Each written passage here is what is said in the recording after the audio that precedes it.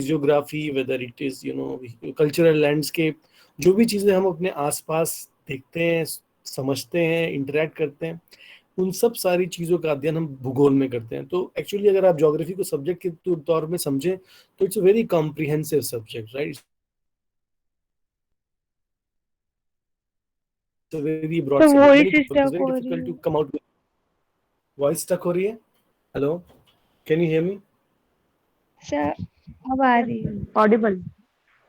एक second hold करें आप, एक second.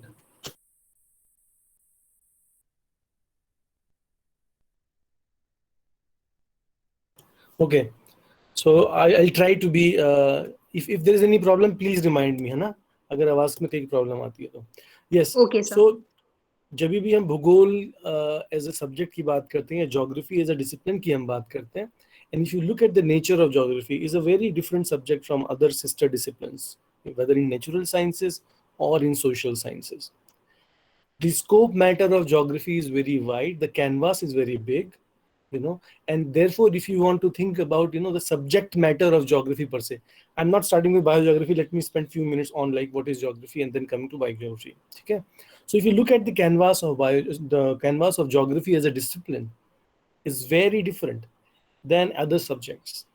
So if you think about different works where geographers are working or they have worked in the past, अगर आप वर्तमान के समय में भूगोलवेत्ताओं के द्वारा किए जा रहे विभिन्न प्रकार के शोध पत्रिका या शोध के प्रोजेक्ट्स को देखें आज के दौर में या पहले के दौर में, तो आपको वेरिएशन मिलता है ना? तो कुछ भूगोलवेत्ता जो हैं वो जियोमॉर्फोलॉजी के ऊपर रिसर्च करते हैं, different land forms, how this different land form have emerged, what were the processes behind the formation of landforms, है ना? Whether it's different kinds of orogenetic forces, epirogenetic forces, erosional forces, बहुत सारे factors हैं जो हमारे landform को, उसका origin को डिस्क्राइब करते हैं, उसके डेवलपमेंट को डिस्क्राइब करते हैं, उसके डिसइंटीग्रेशन को डिस्क्राइब करते हैं. So a lot of geographers are working on the geomorphology, and geomorphology is one of the very important branch of geography, right? And why it is important, biogeography will help you to understand it.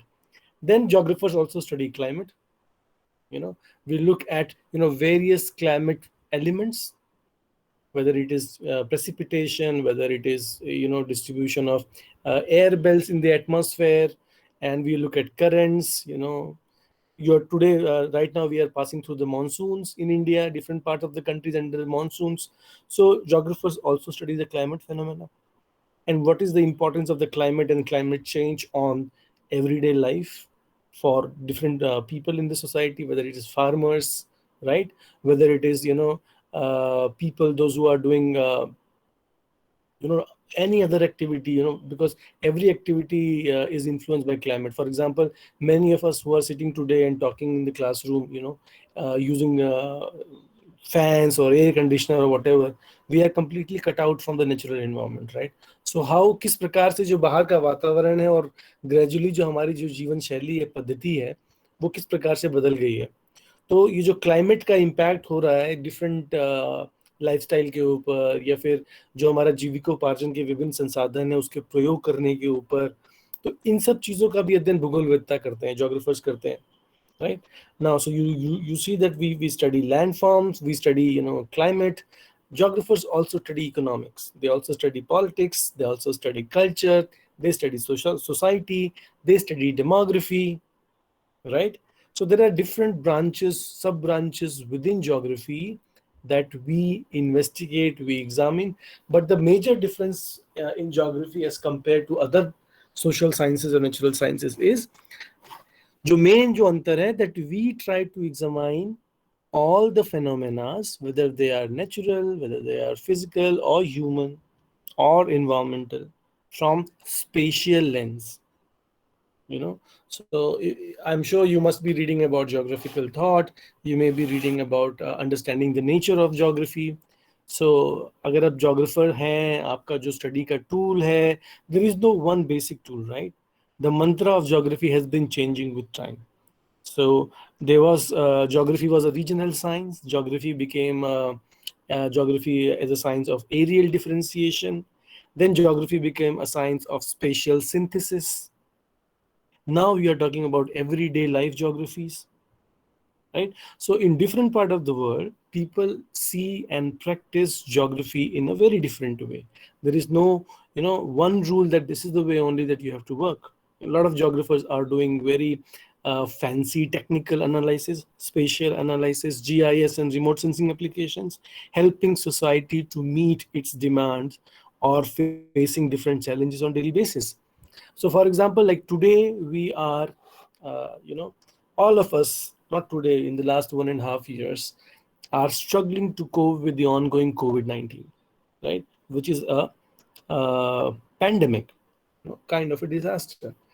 Now, how geographers can help to give a scientific perspective to policymakers in order to make informed decisions so that society can help to cope with these pandemics or any other disasters, right? So geographers do play a very significant role in disaster risk reduction, right? So whether it is, floods every year, in different part of India and different part of the world, occurrences of flood is a regular phenomenon.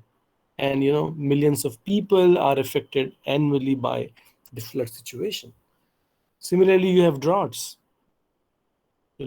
There is a very large part of the country that is subject to droughts, frequent droughts. For example, there are places that are chronically subjected to floods, whether in Maharashtra, Rajasthan, UP, Madhya Pradesh, Gujarat, Bihar, various parts of the country which is subjected to annual floods, annual droughts.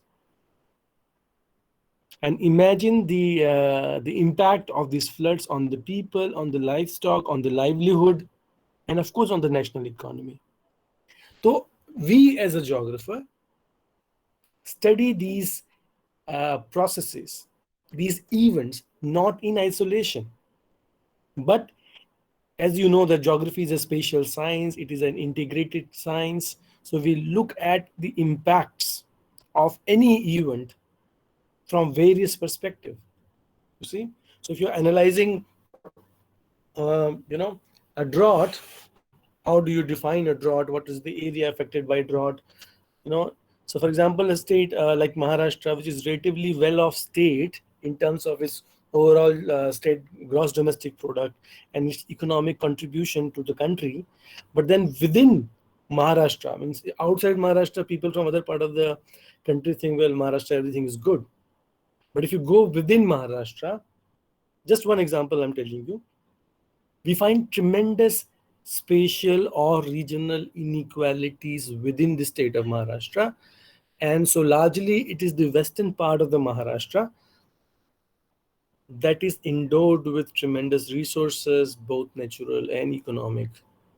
Major cities, Mumbai and Pune and Kolhapur, these are on the western parts, and a lot of agriculture and, fruits production and everything is there.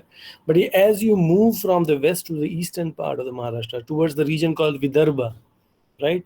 Or if you go to Khandesh region on the northwestern part of Maharashtra, these are regions which are very much, you know, the general status of population or the economic status is not very good, because of the frequent advent of drought condition.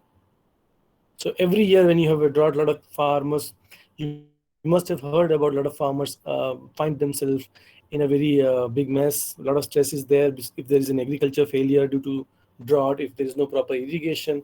And then situation becomes so difficult that many farmers who have taken loans, they are not able to repay the loans, right? So if you think how these, environmental changes or climate, the climate change related impacts on humanity, on human beings. So these impacts are very clear to us, particularly in the last 5 to 6 decades, and recent 2-3 decades have been phenomenal, right? So for example, if you see that the stretch of the summer season used to be for 3 to 4 months, but now it seems like it has extended for like 7 or 8 months. The monsoons have reduced, the effect of the winters has reduced, you know so there's a lot of things which is changing in the environment and the climate. And among various reasons, the human activity or role of human population has a very big role, right? So as a geographers, not only do we study the physical phenomena and the processes, geomorphology, climatology, but we also see the linkages of these environmental changes on human population or other living organism, be it flora और fauna, चाहे वो वनस्पतियां हों, चाहे वो विभिन्न प्रकार के जीव जंतु हों, इन सभी के ऊपर होने वाले प्रभाव, जिसका मुख्य कारण जो हमारी भू-आकृति है या हमारी जो हमारा मौसम या फिर जलवायु का जो परिवर्तन हो रहा है, इन सब प्रकार के परिवर्तन कैसे हो रहे हैं उसको हम मॉनिटर करते हैं, किस पेस से हो रहे हैं या नहीं हो रहे उसको मॉनिटर करते हैं। आप इस चीज को जरूर समझते होंगे कि जो जलवायु की जो परिस्थिति होती है वो लॉन्ग पीरियड ऑफ टाइम के लिए एग्जिस्ट करती है, right? So you don't see climate changing every day, what you see every day changing is a weather phenomena. मौसम जो है वो बदलता है, राइट? बट जलवायु एक लंबे समय के बाद बदलती है, exposure to a prolong condition, उसके बाद जलवायु में परिवर्तन आता है। तो यदि हम देखें किस प्रकार से जलवायु परिवर्तन से मानव की विविध प्रकार की जो भी क्रियाकलाप है उसके ऊपर प्रभाव पड़ रहा है कि नहीं पड़ रहा है, इसका शोध, इसका अध्ययन भूगोल के वैज्ञानिक करते हैं। और किस प्रकार से ये परिवर्तन लोगों की विभिन्न स्थितियों को प्रभावित कर रहा है, चाहे वो कृषि हो, चाहे वो आप लाइवलीहुड क्या कहते हैं, एनिमल हस्बेंड्री करते हो, राइट? हर प्रकार की फॉर एग्जांपल अगर आप हिंदुस्तान में देखें, हमारे यहाँ जल, मतलब ईश्वर की कृपा है कि हमारे यहाँ जल के संसाधन काफी समय तक अच्छे रहे हैं, और हमारे यहाँ बहुत सारी ऐसी रिवर सिस्टम रही हैं जो कि पेरेनियल रिवर सोर्सेज है, राइट? सो फॉर एग्जांपल अगर आप गंगा को नॉर्थ में देखें, ब्रह्मपुत्रा को नॉर्थ ईस्ट में देखें, these are very large and perennial rivers, और उसका जो रिवर सिस्टम है बहुत बड़ा है। तो खासकर हमारा जो ग्रेटर प्लेन है और जो नॉर्थ ईस्ट का इलाका है, it's very much endowed with the water resources for a long period of time. Similarly हमारा वेस्ट में अगर आप देखें, Indus valley and its tributaries, they are also cradle of the civilization, Indus river civilization, जिसके सामने हमारा इतनी पुरानी हमारी सभ्यता, more than 5000 years, is running and doing good. South में अगर आप देखें तो वाटर की स्कैर्सिटी काफी समय से सीरियस है, because we don't have any perennial river source in the south, right? So mostly जब आप समर्स के टाइम में जाते हैं, हम देखते हैं कि साउथ में बहुत पानी की दिक्कत है। मुझे नहीं मालूम आप लोगों में से कितने लोगों ने साउथ में ट्रेन में ट्रेवल किया है, लेकिन अगर आप ट्रेन में वहाँ ट्रेवल करें और आप किसी भी रेलवे स्टेशन पर उतरें, और अगर आप चाहते हैं कि मैं अपने बॉटल में पानी भरूं, तो this is very difficult, it's very rare to find railway station. And typically आप ये देखते हैं, कई बार मध्य प्रदेश में हमारा भी आना जाना हुआ है, और इंडिया के हर जगह भी हमने ट्रेन में सफ़र किया है। So if you go and you want to fetch water from the tap on the station, it is quite easy. I mean, mostly they work.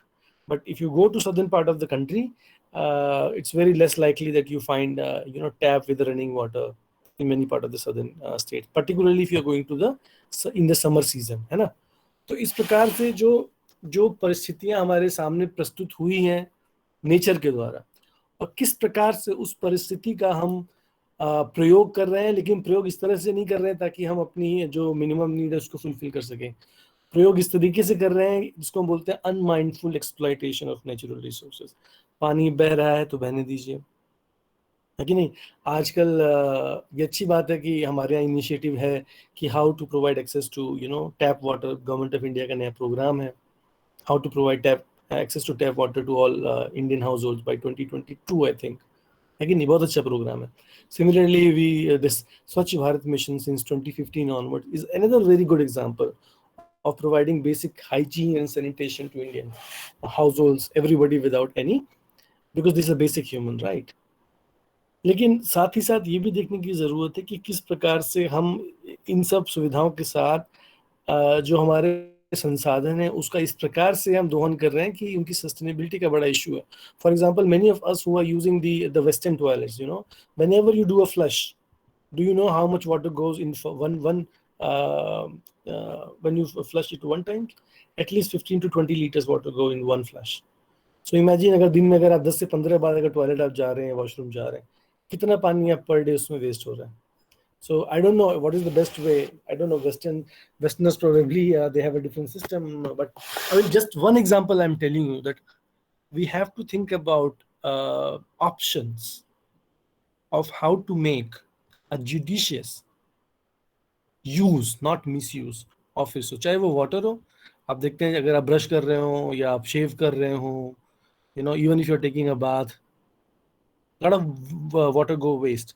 But there are many countries in the world where even getting water for drinking is a very difficult task. If you go to Middle East, if you go to Middle East Asia, for example, the places like Saudi Arabia, Kuwait, you know, such places, Iraq, you know, such places where the nature has not endowed them with optimum water supply. Rather, they are endowed with a lot of petroleum resources.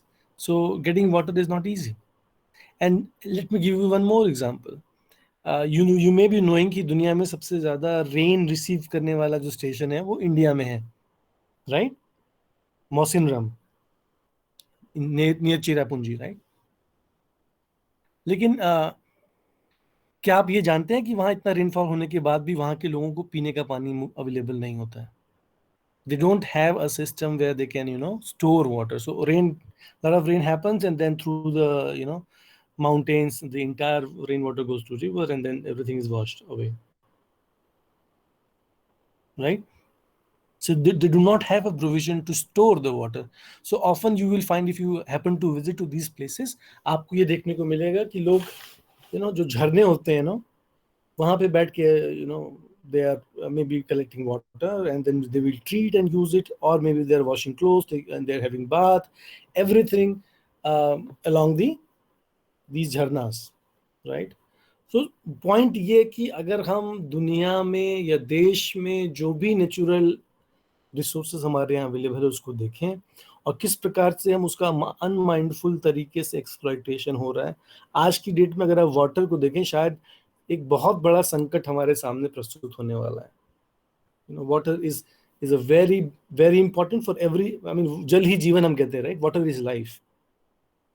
But how the stress on the water is increased so many times that now there is an acute scarcity of water supply. And why water is important? Because if you look into the history, every civilization has evolved only and only in places where you have water. And whenever there is no water, life forms cannot exist. Correct? So अभी क्या हो रहा है, अगर आप urban areas में खासकर देखें और ग्रामीण क्षेत्रों में भी देखें कि भाई आज से 50 साल पहले क्या होता था, everybody nobody had this water, you know, pumps in their house. और आज शहरों में आप देख लें, अगर आपके घर में अच्छा समर्सिबल पंप नहीं है वाटर का, तो आपके घर में पानी जो म्यूनिसिपल वाला आता है वो पहुंचेगा ही नहीं, है ना? मैं अगर दिल्ली की बात करूं जहां हम रहते हैं, जो पुराने मकान यहाँ बने हैं वहाँ सभी में समर्सिबल लगा हुआ है. उससे क्या होता है, whenever you 24/7 वाटर सप्लाई है, you switch on the submersible, use the water as much as you like, कोई कंट्रोल नहीं है. लेकिन पिछले 10-15 सालों में दिल्ली सरकार ने इस चीज को समझा है कि अगर water tap, because every time you know this people are using submersibles, unmindful exploitation of water resources, what is happening? The water table is going down.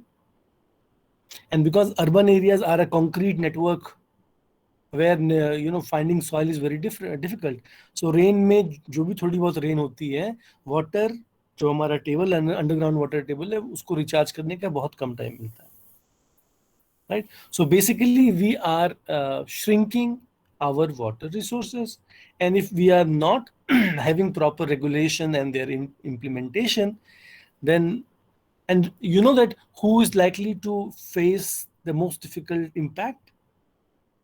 अगर वाटर की कमी होगी या किसी भी संसाधन की कमी होगी, सबसे ज्यादा इम्पैक्ट किस पे होगा? समाज के जो भी कमजोर वर्ग के लोग हैं, सबसे ज्यादा इम्पैक्ट उन्हीं पे होगा. क्यों? क्योंकि अगर आप चूंकि मैं डेमोग्राफी का आदमी हूं, तो आप इस चीज को समझते हैं कि अगर आप जनसंख्या का घनत्व देखें, पॉपुलेशन डेंसिटी एंड डिस्ट्रीब्यूशन देखें, तो अधिकतम डेंसिटी कहाँ होती है? अगर आप सेटलमेंट्स में देखें तो अधिकतर डेंसिटी उन प्रकार के सेटलमेंट्स में होती है, फॉर एग्जांपल स्लम्स या low income neighbourhoods, right? So there are so for example, on every 1 square kilometer of land area, there are more than 40 to 50,000 people living in Delhi, many times more than that.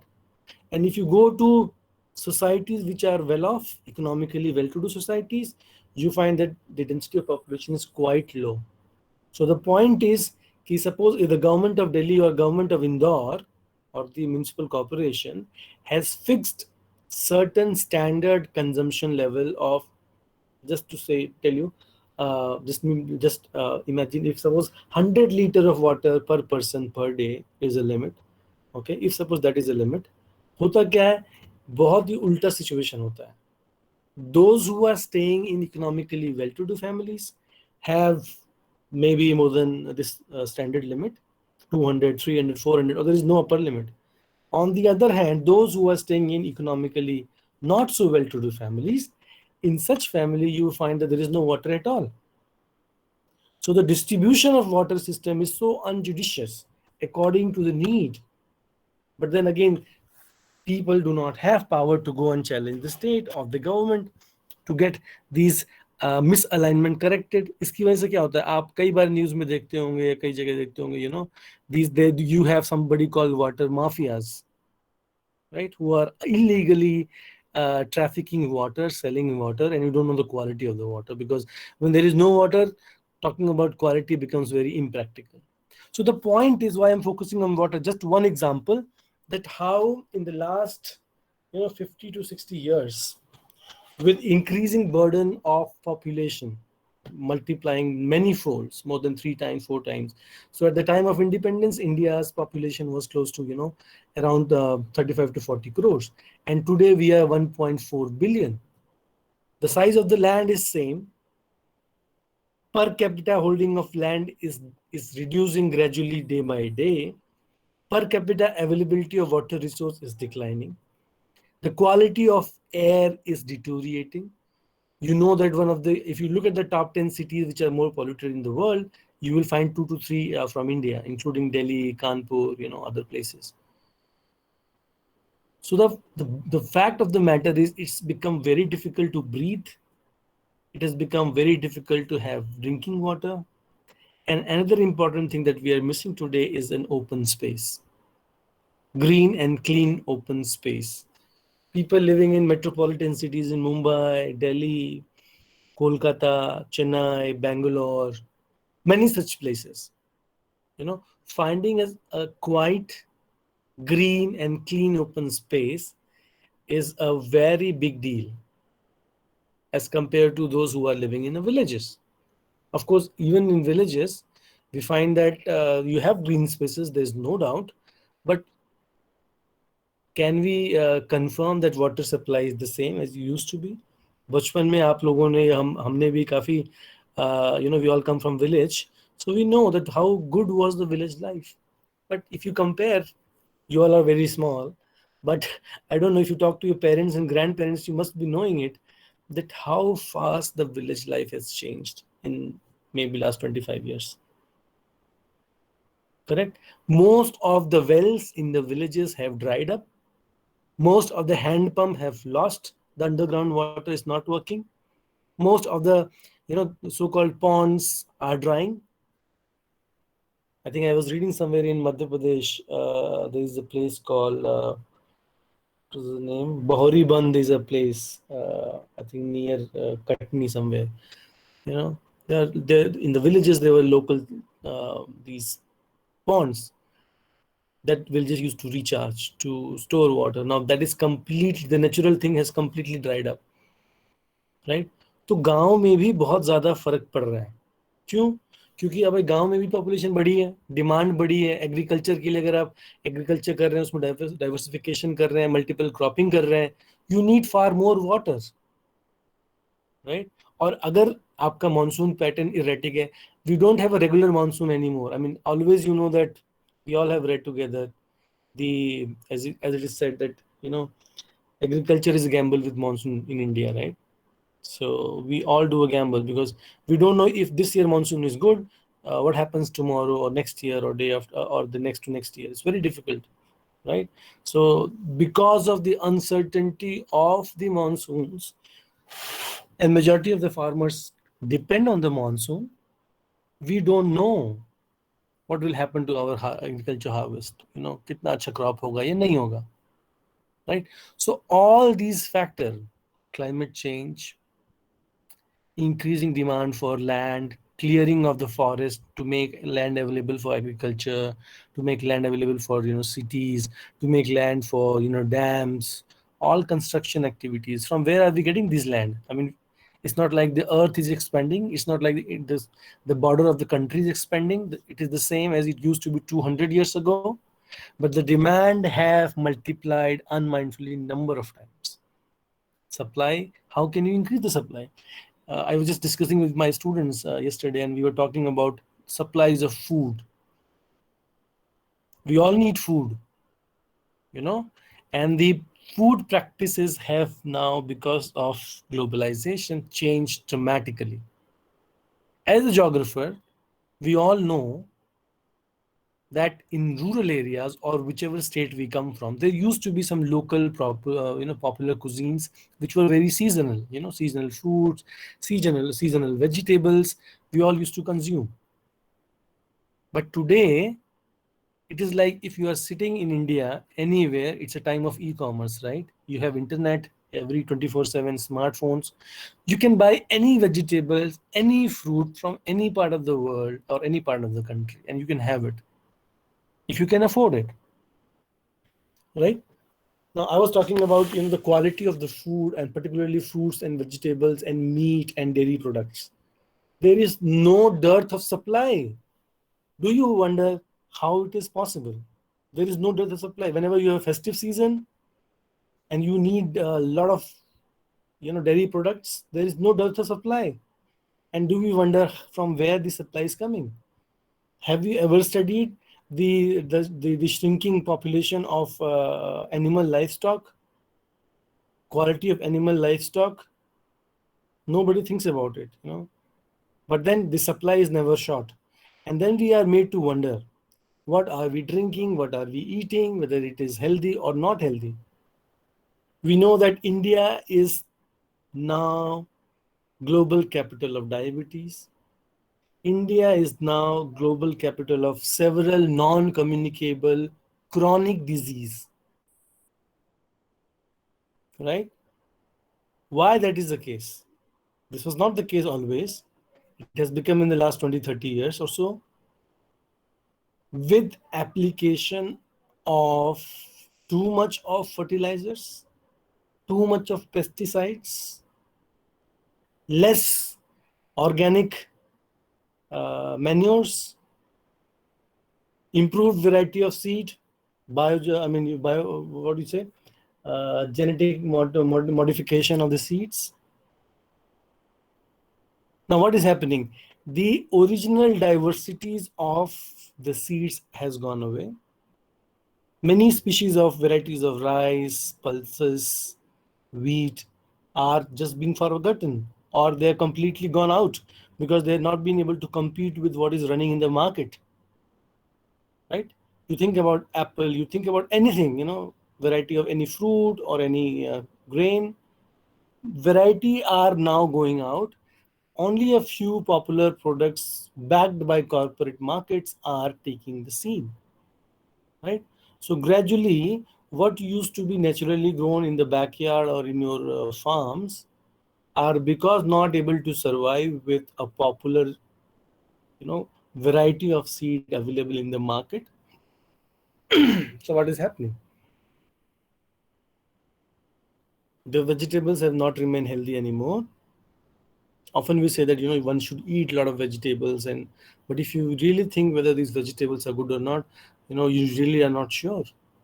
You have to be very careful while washing them as thoroughly as possible. Still, you don't know.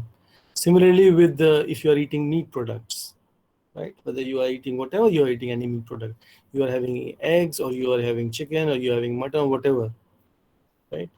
You know that how much chemical is infused in the body to make them grow in a very short span of time. I was just reading somewhere that like in Delhi or NCR region, particularly I'm talking about chicken, like how they make a chicken to grow within 2 weeks from the time it comes out of the egg and it becomes 1.5 or 2 kgs. So they feed for 14, 15 days consecutively without letting the chicken to sleep once.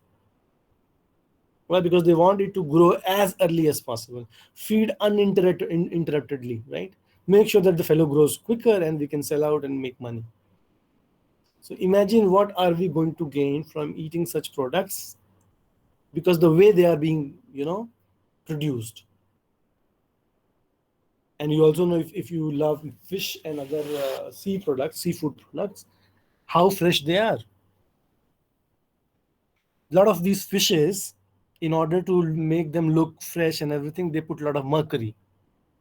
Similarly, this is the season of mango. We all are enjoying mangoes, right? And like if you think about mangoes which you buy from market, they look so yellow and so prepared.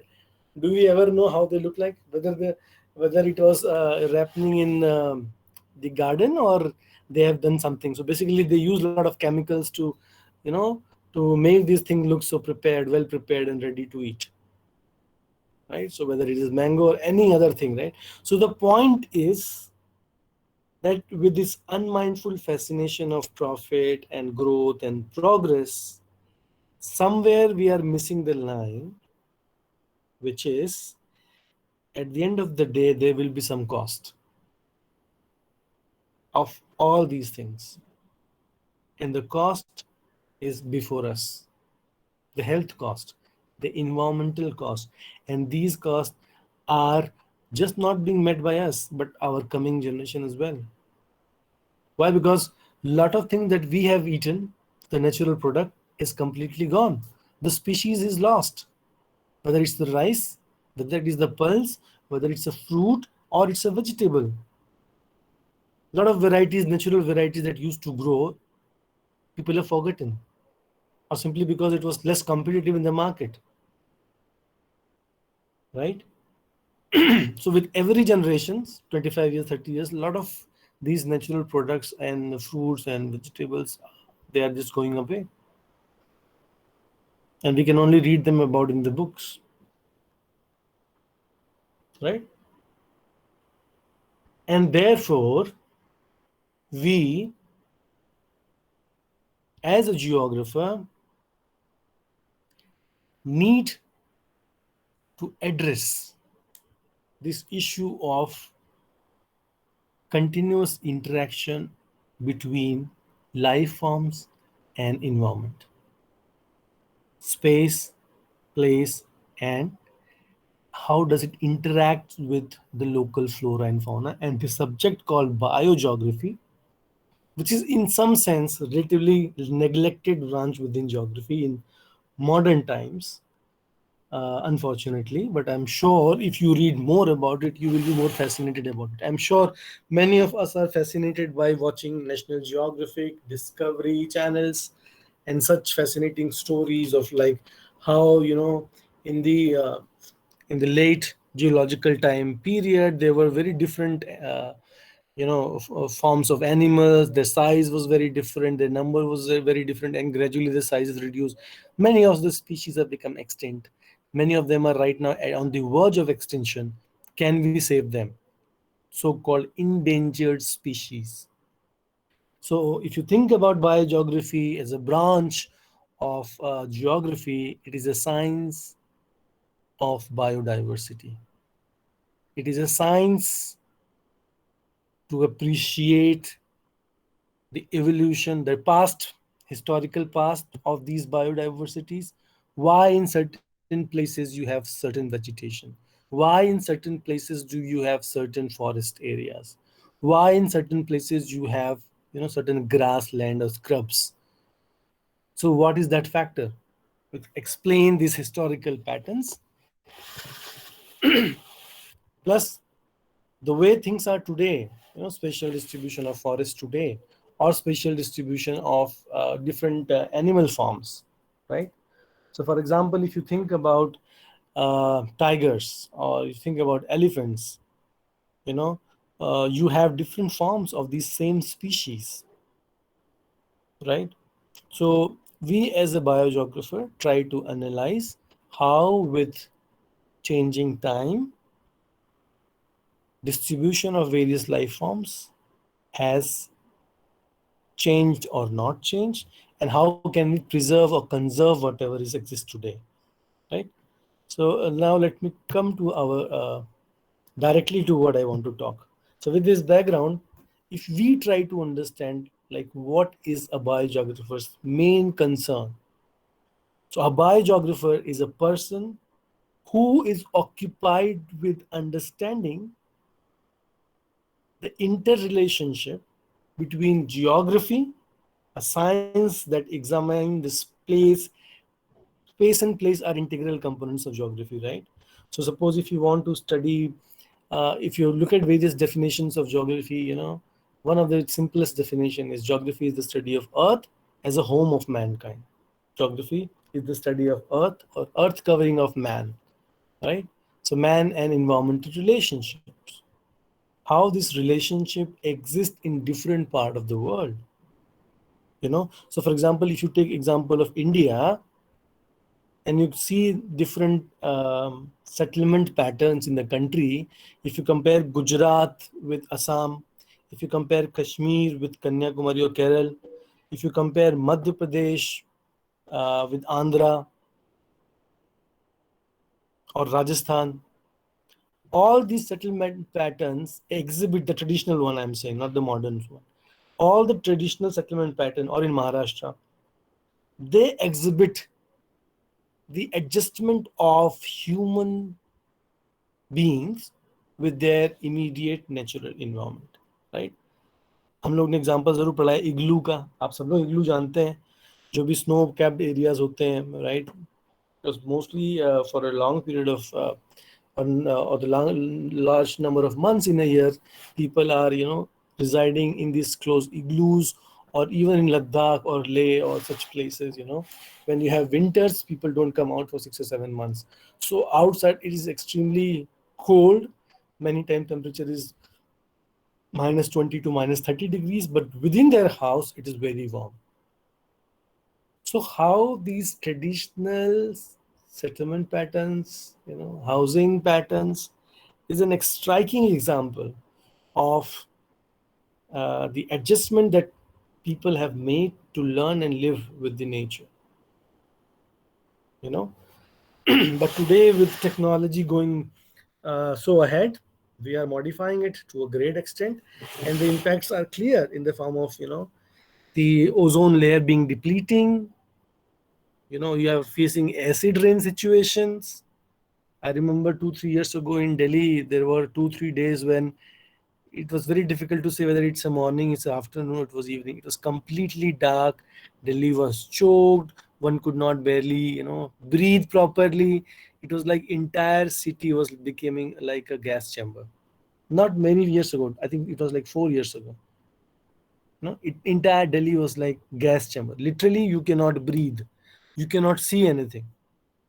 Such kind of situation happened. So why does it happen? Because while adjusting with the nature, we probably break the system to such an extent that the natural equilibrium was disturbed, and the result was that the nature will take its own course, and the cost will be paid by us. So as a geographers, our major occupation is to study, particularly biogeographers, they study the interlinkages between geography as a science, ecology, and evolution of things. So what is an ecology? Now, ecology basically talks about how does different life forms interact with the local environment to survive, right? So there are different ecological systems. For example, mountain ecology, plain ecology. In the plateau, you have a different ecology. So you have different set of environmental conditions. You have different resources, different constraints, and then how various life forms adjust, survive, grow, evolve, diversify, disperse, and then some of them extinct, some of them modify and continue surviving, right? So this interaction between geography and ecology is the key thing in biogeography, because biogeography is a science that talks about the spatial distribution of various life forms, including both trees, plants, forests, and other animals, or which may be different kinds of animal, including human beings, right? So biogeographers studies that how these local conditions or local environmental conditions provide a playing field on which different life forms evolve, develop, multiply.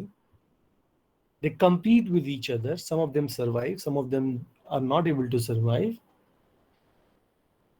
And suppose if like there is a life form on a given piece of land for thousands of years, and then suddenly for some reasons this land form bifurcates and become two parts, right? Then what happens? Same species that was living together thousands of years ago, after the bifurcation of this great land mass, now drifts into different directions, now exposed to different ecological conditions, different climatic conditions, different environmental conditions, different set of exposures.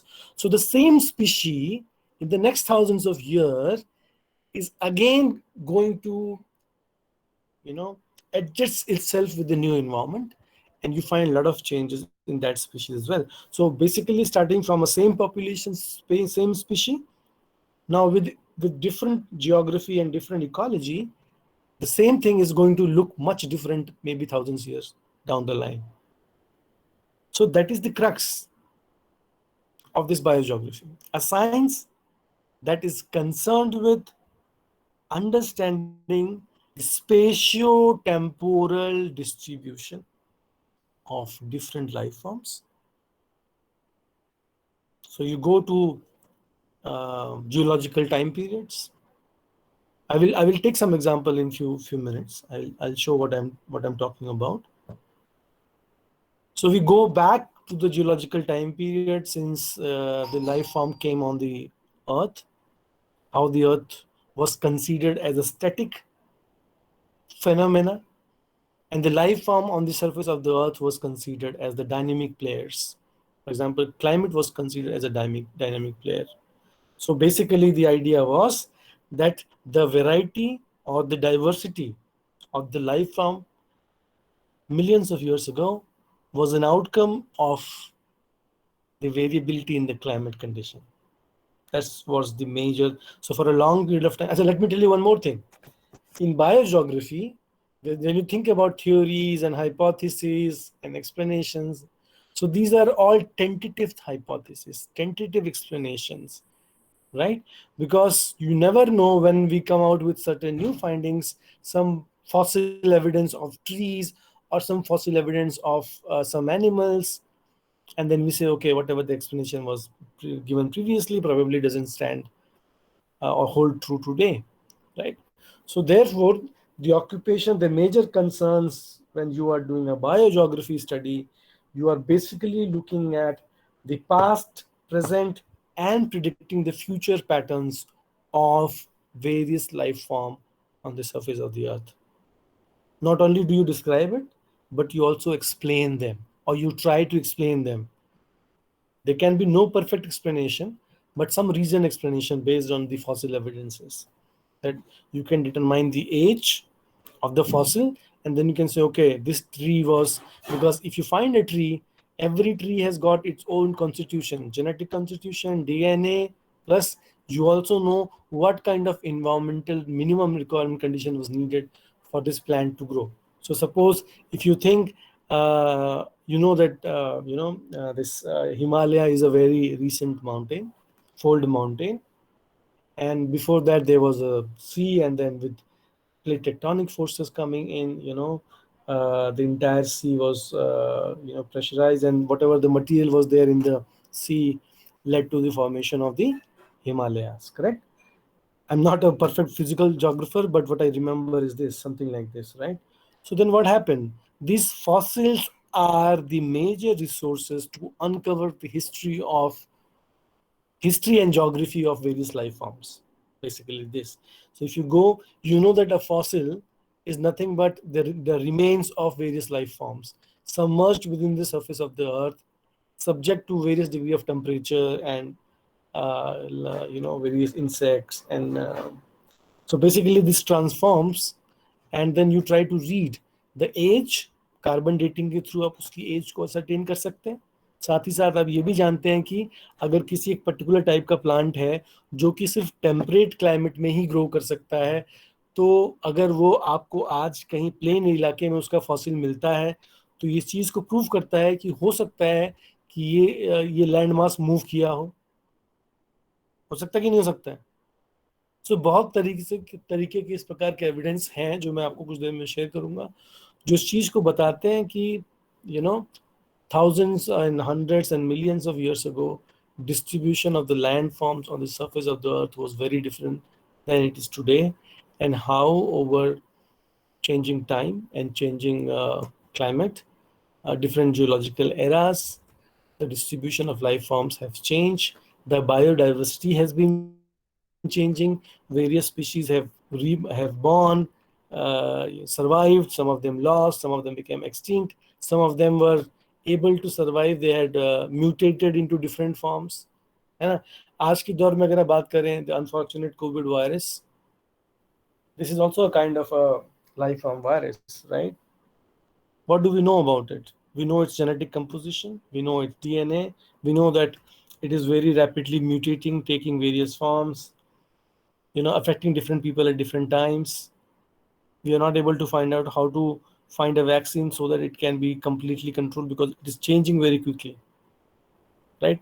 So similarly, if you look at different life from other life forms, of course they cannot change and become so disastrous, but it's something like this only, right? Various life forms, whether they are trees, whether they are birds, they are mammals, whatever. They also evolve with time. They also change with time. They also need minimum condition to survive, to eat, to grow. And when these conditions are, for some reason not exist, then these life forms also they are unable to exist. For example, whenever you see a rainy season comes, so typically you will find a lot of flies in the air. So if you go and walk near any street side lights, you find that a lot of these. So basically, I think they are nothing but mosquitoes, and during rains, all of them get their wings, and then and their life is very short, less than 24 hours. So basically, these mosquitoes, kind of mosquitoes, insects, they fly, and then they die. So within 24 hours. So some life forms have a very short span of life. Some have very long. So for example, you know about tortoise. They can survive how many years? Hundreds of years, 200 years, 250 years also I've heard or read somewhere. Tortoise can survive, right? Human being can survive up to maximum 150 years, right? So different life. Trees have a very fairly long lifespan, many hundreds of years. But there are many life forms that die and they're born, they live and die within 24 hours, right? So we as a biogeographers try to analyze how the local ecology plays the determining role on the origin, sustenance, diversification, dispersal, and extinction of different life forms on the surface of Earth.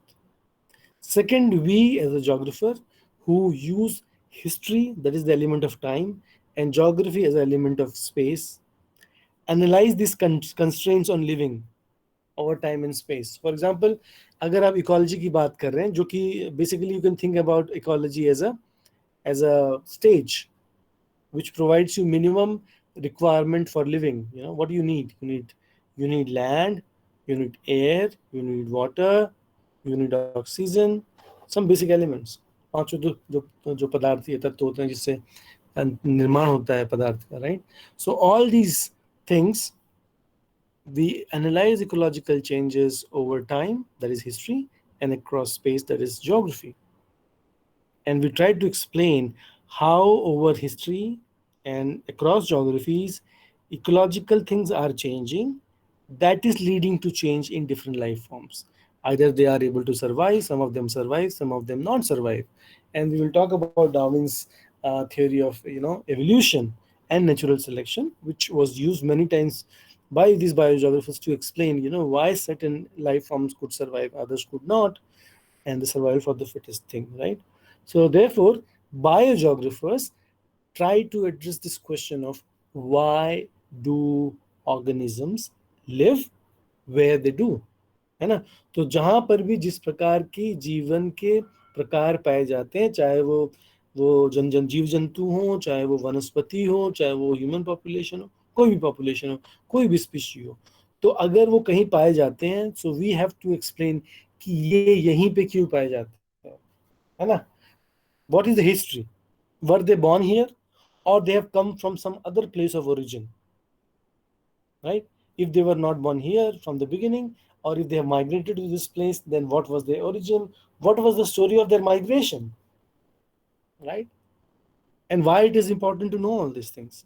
It is important to know all these things because if we care about the conservation, the preservation, and sustainability of environment and space, we need to know why certain species multiply and grow faster in any conditions versus there are some species which do not go, and they are very delicate and could not even survive in any foreign environment, right? So therefore I think therefore I highlighted this thing, that there are various questions that I'm going to discuss which biogeographers try to address, and the most basic one is this: why do, when you talk about organisms, it includes both flora and fauna, Vanspati and Jeev Jantu.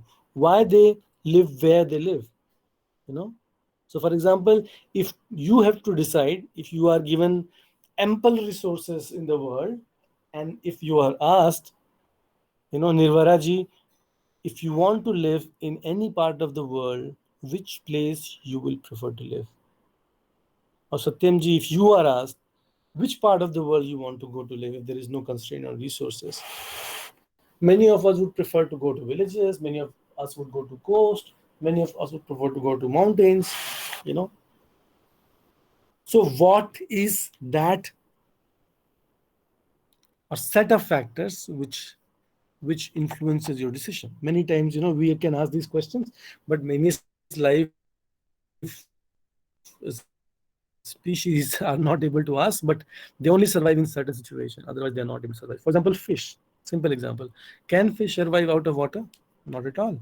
If you think about camels, you know with camels, उसको बोलते हैं desert का जहाज, है ना? Desert का जहाज क्यों बोलते हैं? Because not only it can simply run and looks like it's flying on the desert for a very long distance, but it requires he is very fuel efficient in some sense, right? He or she can have water resources and can store it, quite a substantial amount of water, maybe 20 liters or 15 liters something, and can walk in the scorched heat and desert for a long distance. So in the desert area you can have only camels. You cannot have horse, you cannot have elephants, because they do not have adapted to the ecology of deserts. Correct? So therefore, so that is the basic thing. Why do organisms live where they do? They do, right? Now there are some definitions that I wanted to just, I don't know, I'd like to read, but there are some important things conceptual that I have to tell. So if you look at, so I think there are three things which are important in biogeography: ecology, history, and geography.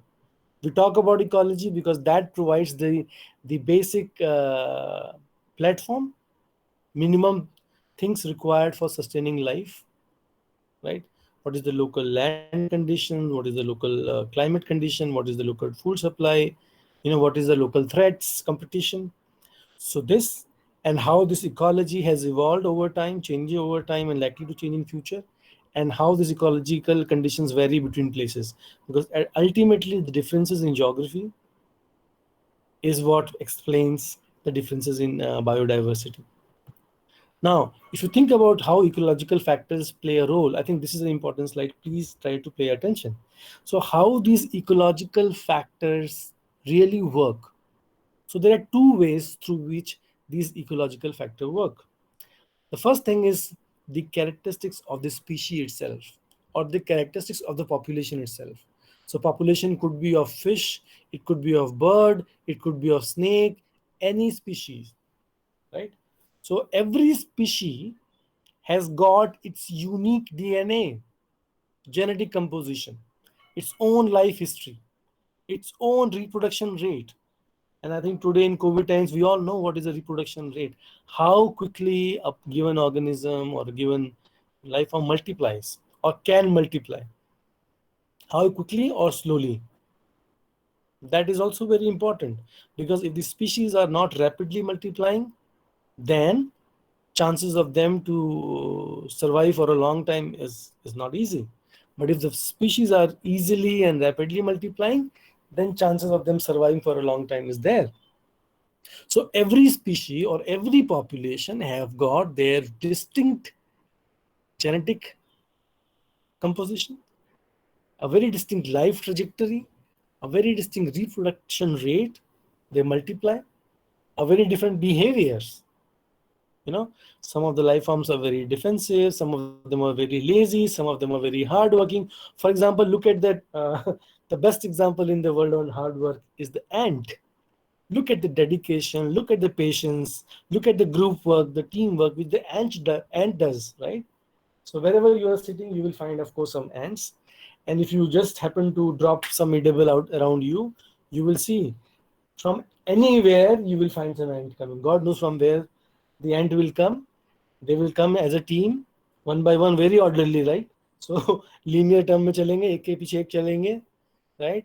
और जो भी खाने का पदार्थ होगा धीरे धीरे देखिए वो एकदम kind of evaporate हो जाएगा, गायब हो जाएगा. So basically telling you about behaviors. In terms of behavior, there are other life forms which are very aggressive. Some are very lazy. The best example of lazy is, tortoise. But slow and steady wins the race anyway. So just telling you these things, just to give you an example that behaviors of these animals or the life form is very different.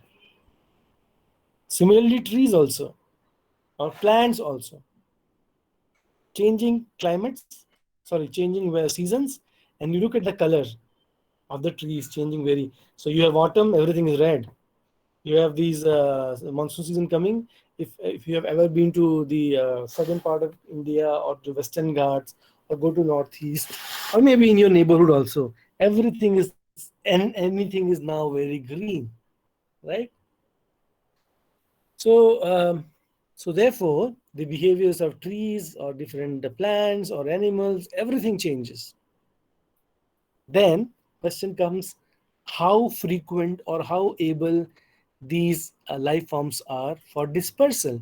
Do they have a capacity to move out of their local ecological conditions and survive in new foreign ecological conditions? Whether the species has this ability to do that or not. I think the human population in this case is the best example.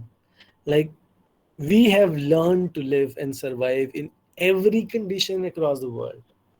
चाहे desert में रहना हो हम रहते हैं, चाहे ocean coast के सामने रहना हो हम रहते हैं, mountain plateau, we've adjusted to live with everywhere, right? And then so on. So basically saying that when you think about ecosystem, so there are two important concepts. The first component or the first concept is about population of the species itself. Population of the species or the living organism, whether it's flora and fauna itself. What is its genetic composition? DNA, that determines a lot of things about it. then of course its own life history. कहते हैं ना, जो company बहुत पुरानी होती है वो आगे भी चलती रहती है, जो कंपनी न्यू है we don't know whether is going to last. अभी तो आपको जी मार्केट में 2 साल हुआ है, how do we trust you? But a company that is running for hundreds of years, we can trust. It's a brand. Likewise, every species have its own life history, its own journey, own struggle. Some of them have survived, some of them have not survived. So if a species is there surviving over the millions of years, there must be something special about its constitution, genetic makeup, and life's history. Of course, reproduction rate. If it is reproducing and replacing each other frequently, of course, it's likely to survive for a long time. Behavior. It's very aggressive, it's very lazy, it's very hardworking, different kinds of behavior. Then, of course, whether it has a capacity to move out of its own ecology and survive somewhere else. So, basically, these characteristics or the traits of a specific species or a population affects the response. So basically it's saying that, I don't want to read it, I hate reading. So basically it's saying that depending upon these characteristics of each every individual species, it determines whether it can live or not live in different environmental conditions. So therefore, this is something which is called in biogeography as analytical biogeography. So analytical biogeography is a branch of biogeography that basically deals with individual species or populations, looks at their constitution, looks at their characteristics, their individual history, looks at about their behavior, their reproduction patterns, their travel, basically dispersal, so everything. So basically trying to analyze the individual species and how these have evolved or changed over time. So that is one, because every species is different. It has own advantages, disadvantages, and that determines whether it can survive for a long period of time or not. So such kind of analysis is done by a subfield of biogeography called analytical biogeography. The other side is the biological response of such species to the environment, which is known as ecological biogeography. अब ये क्या है जी? इसमें हम ये कह रहे हैं कि जी जो पहला कंपोनेंट था वो ये था कि we wanted to learn about the individual species, जिसको हम बोलते हैं analytical biogeography. Environmental biogeography, sorry, ecological biogeography में हम क्या करते हैं? Here we want to say, और here we want to understand how the environment determines response of each species or each population.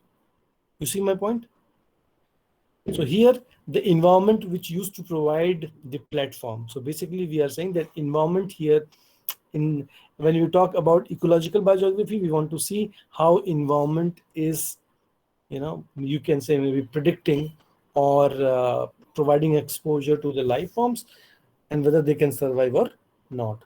So when you think about ecological biogeography, we talk about various kind of ecological settings and how do they in fact influence these various species or population or life forms. Now, how this ecological biogeography works? So basically there are two sets of factors in this ecological environment that influence the life forms of both plants and animals. And I've highlighted them here. The first one is abiotic, right? Which is basically means factors which have no life. So which are physical factors and chemical factors. So we know that we need certain basic minimum physical, environmental or chemical conditions to survive. So what are these abiotic factors? अजैविक भी बोलते हैं इनको. So abiotic environmental factors include factors such as temperature conditions, right? So for example, if any species has to survive, there has to be optimum temperature conditions. The best example is agriculture. You see, if you have to grow a particular crop, you cannot just grow that crop any time of the year, because you know that every year there are different seasons, right? So अगर आपको चावल की खेती करनी है तो आप चावल के पौधे को कब सो करेंगे, उसमें कितना वाटर चाहिए, कितना टेम्परेचर चाहिए, तभी आप कर सकते हैं. ऐसे ही एक और अच्छा एग्जांपल हो सकता है जो रेशम की खेती करते हैं लोग, राइट? तो वो भी ये जानते हैं भाई रेशम को, कीड़ों को अगर काम करना है तो उसको कुछ मिनिमम टेम्परेचर कंडीशन चाहिए, तभी वो काम करेगा। सिमिलरली अगर आप पाउल्ट्री का काम करते हैं तो उसमें भी temperature condition. So basically every life forms can only survive if there is a required temperature conditions, and if any there is any systematic variation extremes, बहुत ठंडा या बहुत cold हो गया, then there will be failure of the crop, or there will be failure of the life forms. Similarly, light is also very important, because you know that, you know about the photosynthesis. Sunlight is extremely important. अगर आप सोचिए दुनिया में 24 घंटे अगर light ही ना हो, natural light की हम बात कर रहे हैं, तो दुनिया में क्या होगा? Try to imagine. There are some part in the world where 6 महीने तक दिन रहता है, 6 महीने तक रात रहती है ना? And their life is very difficult. आप सोचो आपको टाइम का पता नहीं चलेगा, 24 घंटे आपको खाली जो है दिन दिख रहा है, 24 घंटे आपको रात दिख रही है. They are very difficult conditions to live, right? So therefore life forms are very critical. If there is no light, there is no life. चाहे वो आप देखिए, जो हमारा सबसे बेस्ट एग्जांपल है बर्ड्स. सवेरे होते हैं सबसे पहले हमको गुड मॉर्निंग करने आते हैं, सुबह 5-6 बजे सनराइज के साथ ही पूरा फ्लॉक एक साथ उड़ के जाता है. और शाम होते होते सूर्यास्त के पहले, सनसेट के पहले सब लोग घर जाते हैं एक साथ, फिर दुबई फ्लॉक में. They are very much clear with the the day and the night timings. Plus आपको ये भी पता होगा कि जब भी नेचर में कुछ भी अवांछित घटना होने वाली होती है, फॉर एग्जांपल अगर अर्थक्वेक का आभास होता है, सबसे पहला सेंस ये ऑर्गेनिजम्स, लिविंग ऑर्गेनिजम्स को मिलता है, चाहे वो बर्ड्स हों, चाहे वो डिफरेंट एनिमल्स हों. They start to behave in a very different way. They start to yell, shout, making noises. और जैसे ही ये साउंड आना शुरू हो जाए, आप समझ जाइए कि अब कुछ होने वाला है. और ये बस, ये आप सबने, कई लोगों ने फील भी किया होगा, जहाँ पे अगर आपने कभी अर्थक्वेक वगैरह आपने फेस किया होगा, तो जैसे ही अर्थक्वेक आने वाला होता है 30 सेकंड पहले इन लोगों का साउंड आना शुरू हो जाता है. सो they have a very good sense, right? So therefore light, whether it's temperature, and there are many life species that can only survive in cold areas. For example, आप पेंगुइन की बात कर लें या पोलर बेयर की बात कर लें, है ना? बहुत सारे ऐसे जीव जंतु हैं जो सिर्फ कोल्ड एरियाज में ही पाए जाते हैं. और बहुत सारे ऐसे प्रोडक्ट जो, अब आम की खेती जो है, आम की खेती तो कोल्ड एरिया में हो नहीं सकती है. यू नीड ट्रॉपिकल कंडीशंस, है कि नहीं? लेकिन हाँ, सेब की जो खेती होती है वो प्लेन में नहीं हो सकती है. तो आप जब भी सेब के बारे में बात करेंगे, किन्नौर का सेब हो या कश्मीर का सेब हो, सेब वहीं पे होते हैं, ठंडे इलाकों में, है ना? सेब कभी भी गर्म इलाकों में नहीं हो सकते, राइट? ऐसे ही मैंगो, मैंगो आप कभी नहीं पाएंगे ठंडे इलाकों में मैंगो की खेती होती है, right? So you need certain climatic conditions to grow, whether it's various life form, चाहे वो फ्लोरा हो चाहे वो fauna हो. Now, soil is another important element which is very critical with regard to existence of different life forms on the surface of Earth. So, आप ये जानते हैं what is a soil? Soil is nothing but a mineral, right, out of the rocks.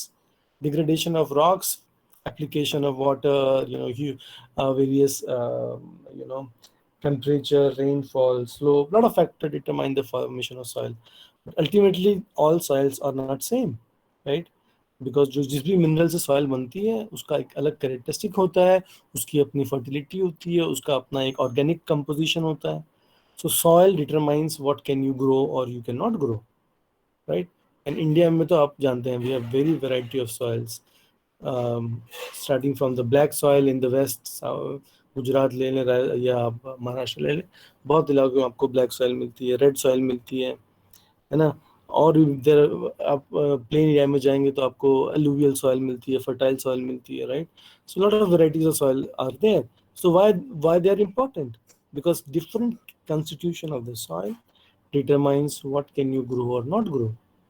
And of course, over the time, as we have seen, in order to produce unlimited amount of food and products, gradually, because soil has its own natural fertility, and if we spoil them or we modify them in order to produce as much as we want, then of course there will be a lot of problem. And that is what being seen many places. Soil have become alkaline or acidic, losing its natural fertility. because of waterlogging and other things. Many times industrial waste, and which is so makes such a foul smell.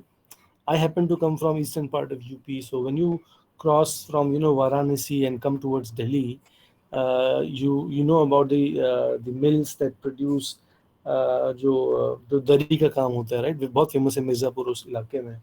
कालीन कालीन का काम होता है, right. So and just one example, I'm just giving one example, right? So whatever this waste water which is discharged from these industrial units, it is so dangerous for the environment. It makes such a horrible kind of a smell. I tell you, it becomes very difficult to pass through the ground when you're traveling on a bus or a train for 15-20 minutes. This entire area smells like anything, right? So just to give an example, if such kind of untreated industrial waste are being discharged on the soil, you imagine what kind of contamination and destruction we are doing, irreparable to the soil, है ना. तो अगर soil नहीं है तो भाई productivity कहाँ से आएगी. तो therefore soil does play an important role. Then comes the geology. Of course, soil and geology are interrelated, right? So geological structure, geological composition of the land and the landforms is again very important, because if suppose if you look at Deccan Plateau, you compare the Deccan Plateau with the northern part of the country, which is plain, and then you have the young mountains in the Himalayas. So all these landforms have emerged or evolved in different geological time periods due to different processes. And you know about the rocks, the rock formations. There are different kinds of rocks. Some of them are igneous rocks, some of them are sedimentary rocks, some of them are metamorphic rock.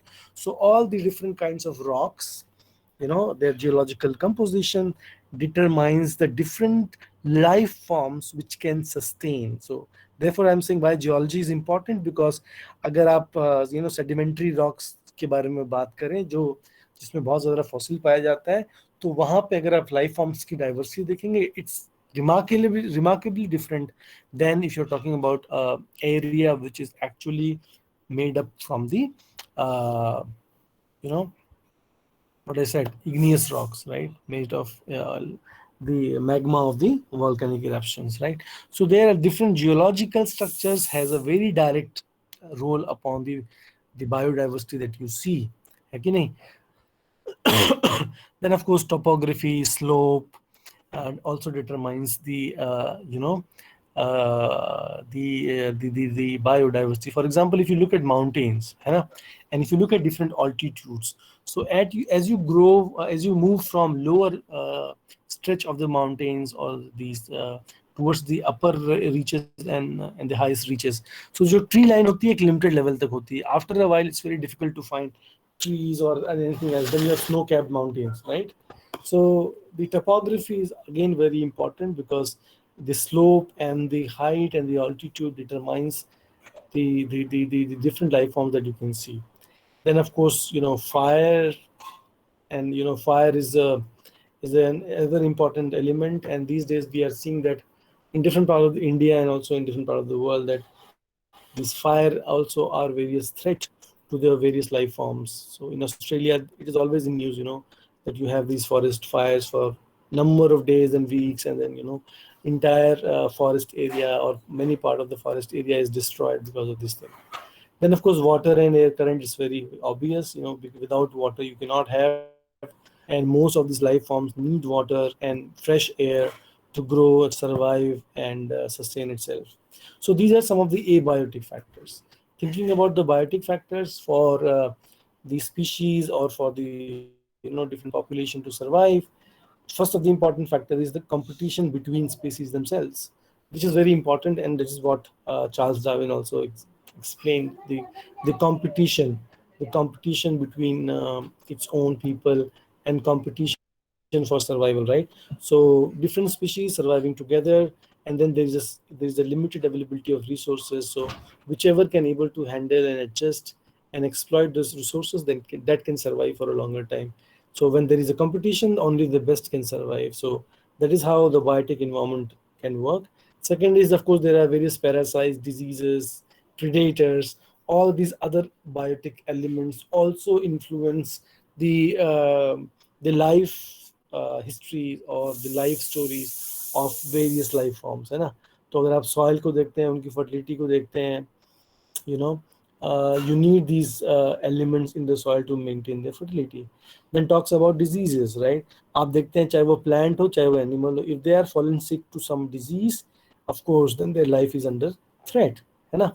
तो खासकर अगर आप पौधों के बारे में देखें, so normally we put a lot of pesticides and a lot of chemicals, you know, insecticides, you know, to make sure that our you know, maybe our fruit or maybe our whatever we are producing is free from insects or free from parasites, right? So all these elements together decide, biotic and abiotic, the ecological distribution of flora and fauna. And over time also, because these condition doesn't remain static, rather they are dynamic. So as these biotic environment and abiotic environment component change, they have a very strong bearing upon the distribution of life forms across the surface of the earth. I want to skip this. Okay, we can skip this also. Now there are some basic questions which are the primary occupation of biogeographers to explain. है ना? So if you look at some of these important questions, which are the fundamental questions, and of course these are not the exhaustive list, but some of the important questions that a biogeographers always seeks to answers. First is, which I think we have now discussed, why is a species confined to its present range? Present range means spatial distribution, right? So if you look at any flora or if you look at any fauna, why it is confined or limited to a given spatial distribution? कहने का मतलब ये है कि अगर आप for example अगर आप फॉरेस्ट का डिस्ट्रीब्यूशन देखें या ट्रीज का डिस्ट्रीब्यूशन देखें, टेम्परेट एरियाज में या फिर हायर ऑल्टीट्यूड में you find different kinds of trees. And as you come down, for example, in tropical areas close to equator, you find far more dense forest. As you go toward the temperate area, higher latitudes, close to like 40 or 45 degrees, you know, you don't have such kinds of density of the trees or the forest. So if you look at these forest distribution patterns, uh, we have to wonder and try to understand, you know, why is it that tropical forests and they are so dense and they are I mean, of course there are various organisms living in these areas. So we wonder why such plants or why such trees or forests cannot exist in the temperate areas, and why something in the temperate areas cannot come to the tropical areas. So, and wondering about these and thinking about these and trying to explain this is an important task of the biogeographers, because you need, as I said, the certain ecological conditions, both biotic and abiotic, in order for a life form to survive, to grow, you know, to diversify, to sustain itself. And there are very limited species of flora and fauna which you can grow anywhere, है ना. So हमारे यहाँ कहते हैं ना कि like in our local language there is a, क्या कहते हैं, unwanted जिसको बोलते हैं vegetation in the eastern part of UP, जिसको बोलते हैं बेहया का पेड़, right? बेहया का पेड़ बोलते हैं, right? Unwanted thing, right? So it doesn't require anything, you know, you don't want it to grow, but that is so genius. I don't know. It grows everywhere and anywhere, right? Even if you cut it, you throw it, it will still come out, it will still evolve. ऐसे ही I think I am not able to recall perfectly, but I think I read, you know, I think in Bengal or somewhere on the river side, you have these kinds of vegetation that you don't want to grow, but they grow like anything. I think Britishers brought from outside and then they planted it here, and then it was a big disaster, right? So there are certain species, unfortunately, which are genius, right? They can just prevail and grow like anything, but there are exceptions everywhere. So keeping exceptions aside, हम ये जानते ज़रूर हैं कि for anything to grow, survive and have a long lifespan, you need certain ecological conditions. So therefore, the limitation, the spatial limitation or the spatial range of species confirm that there are certain minimum ecological requirements needed for survival of any flora and fauna forms. And therefore, we try to explain them what are the ecological conditions that can sustain and support a given life form in a given geography, given spatial range. Second is what enables a species to live where it does and what prevent it from colonizing other areas, right? So basically it's saying that why there are what ecological conditions restrict the location of a species to a specific area, and why they are not able to colonize means go and survive in other foreign areas, right? So that is also one of the important considerations. So similar simple example is like apple I give you, right? So apple can only grow in temperate conditions or cold areas. You cannot grow apricot, apple, जितने भी बढ़िया बढ़िया fruits के नाम आप सोच सकते हैं, आलू बुखारा हो, खुमानी हो, all red and beautiful things. And आजकल चेरी का भी टाइम आ गया है ना, नहीं लीची का टाइम आ गया है. You know that lychee is very famous. Lychee in India is produced in Bihar, a place called Muzaffarpur. So अगर आपको best quality of lychee खाने हो, you have to buy from that place or get some friend from there. So there is a something. अगर आपको अगर वो क्या कहते हैं best अमरूद खाने हो, right, you have to go to Allahabad and buy them. अगर मैंगो की बात करनी हो तो मलिहाबाद का मैंगो बहुत फेमस होता है लखनऊ के पास. So basically there is something which is very special, very distinct in different places that can allow to support the life and sustainability of life forms. And because of these ecological conditions, which if in other places do not prevail, then of course these life forms cannot be transferred, they cannot disperse to other places, right? So therefore this ecology plays a very significant role.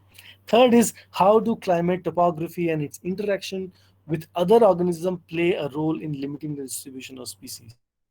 So again, talking about biotic and abiotic factors, how they can together determine the distribution of species across space and over time.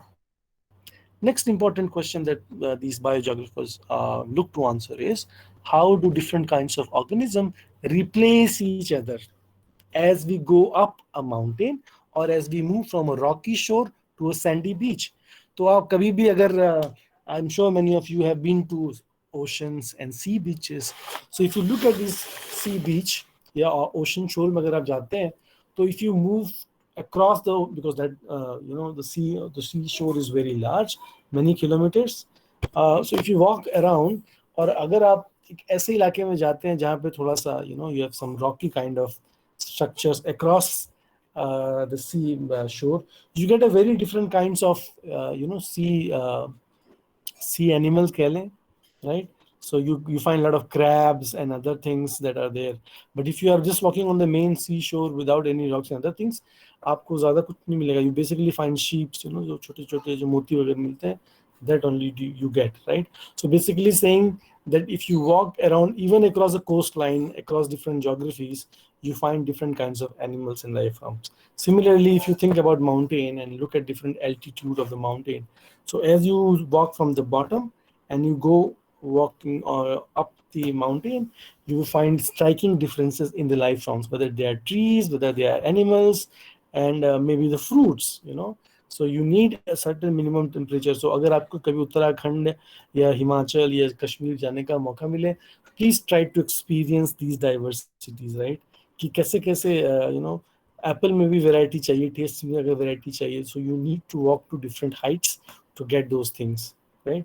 So therefore these are, so basically I'm not talking something which is very difficult or very new.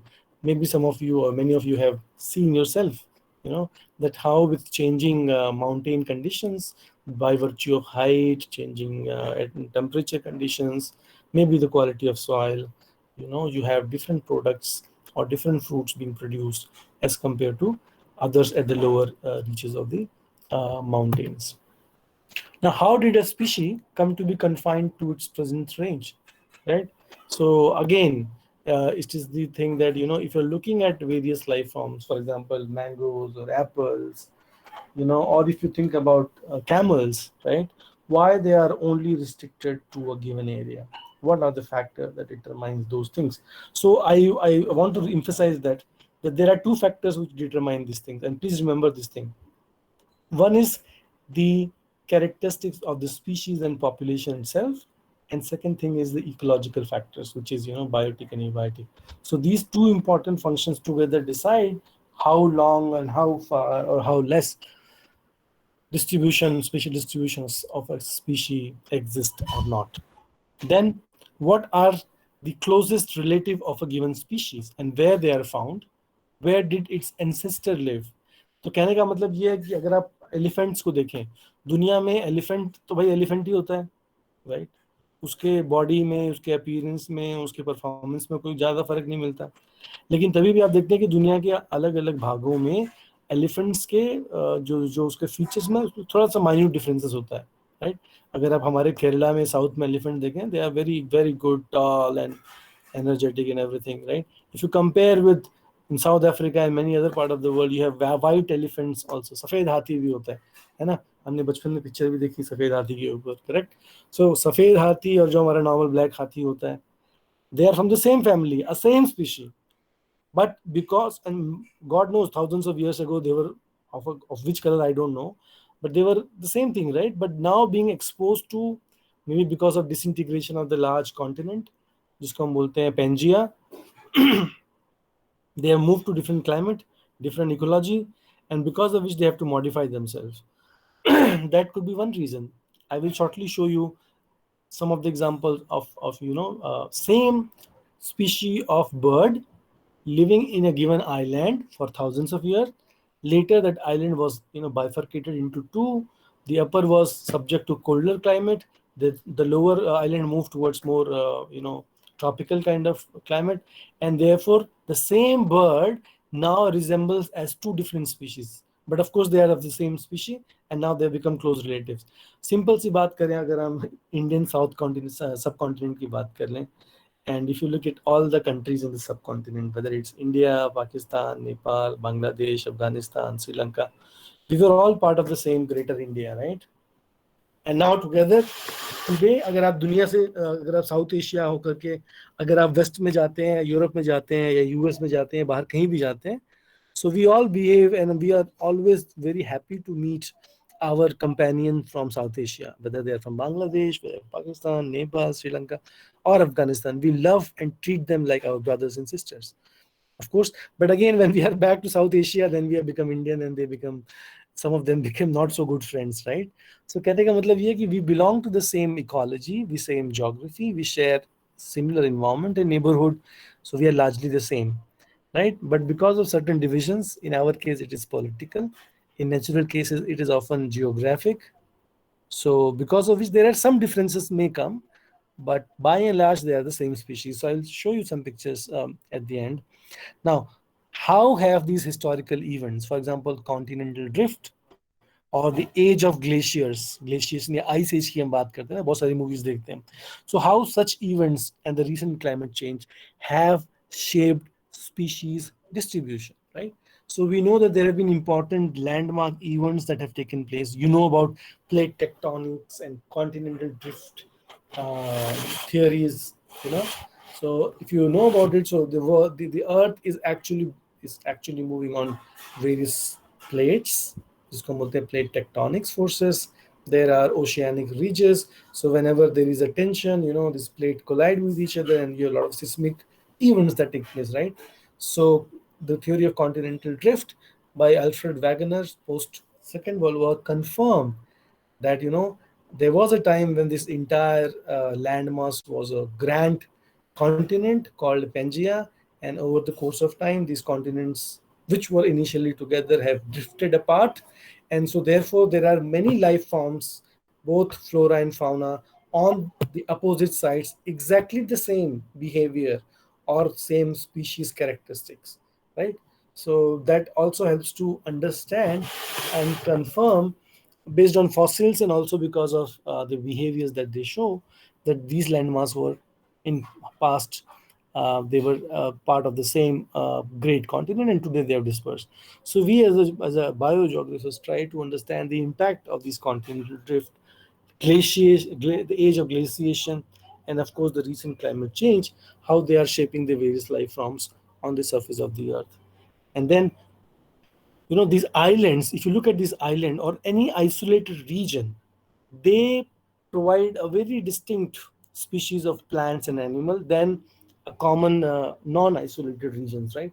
You find a lot of diversity in non-isolated regions, and you find relatively less diversity in isolated region like an island, for example, Australia, Madagascar, or such islands, where you find far more homogeneity as compared to any integrated or less isolated land. So these are some of the questions. I think we are running out of time, so I don't want to go in detail of maybe some of them. How are isolated oceanic island colonized? Why fewer species on islands? Correct. Many species in tropics. Okay. Of course, we also know that in tropical areas, which are closer to the equator, we find that there is a huge diversity of the life forms, both flora and fauna.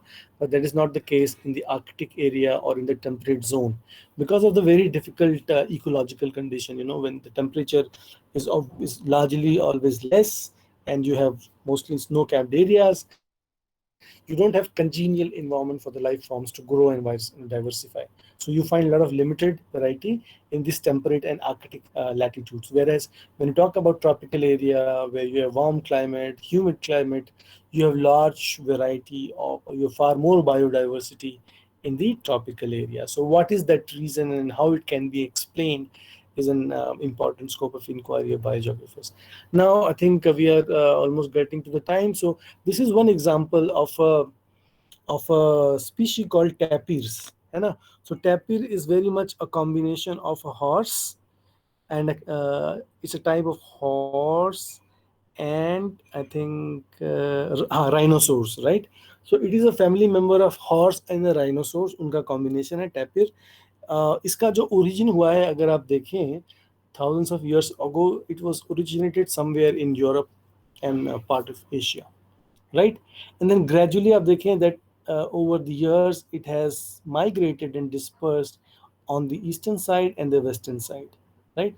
Now अगर आप आज की date में देखें, so आप you will never find any tapir in the northern Europe, sorry, Europe or the northern America.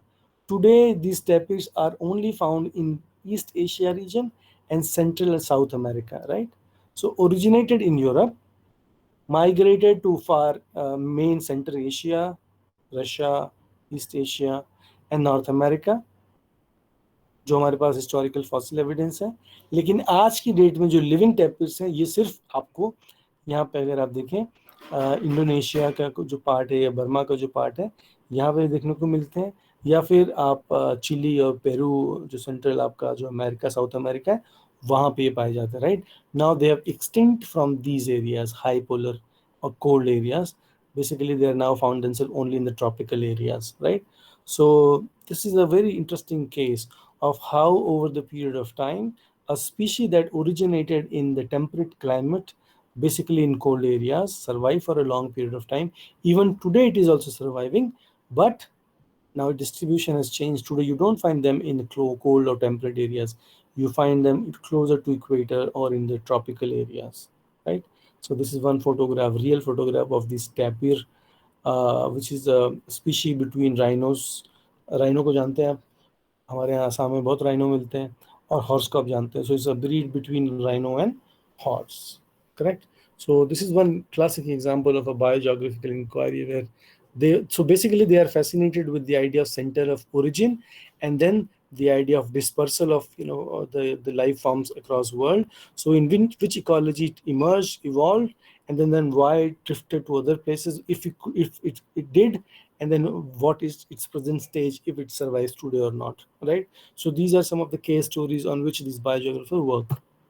Now, this is an example of a bird known as ring ozul. So basically, this actually is a bird of temperate area or cold area, originated in Scandinavian part of the country, sorry, of the Europe, and now gradually, because of climate change and ocean, sorry, the snow area melting. Now this has spread to the Mediterranean climate also, and even to closer to Middle East part of Asia.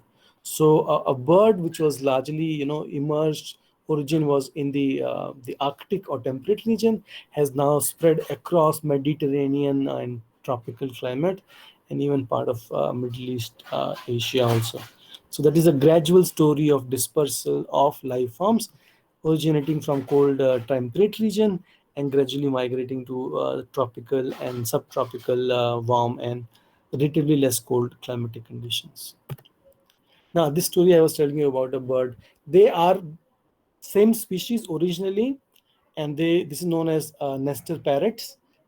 Now they are known as kaka in the northern part of island of New Zealand, and they are known as kia in the southern part of the New Zealand.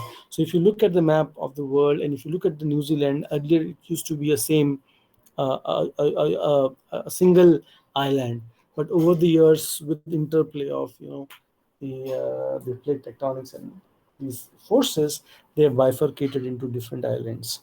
So earlier when they were together, this was something like this. After, so basically what happened when these New Zealand islands separated from each other, the northern part where you find this keka species is a land which is more cold area, right? Temperature is cold, it is less warm, less humid, so you find these kinds of features.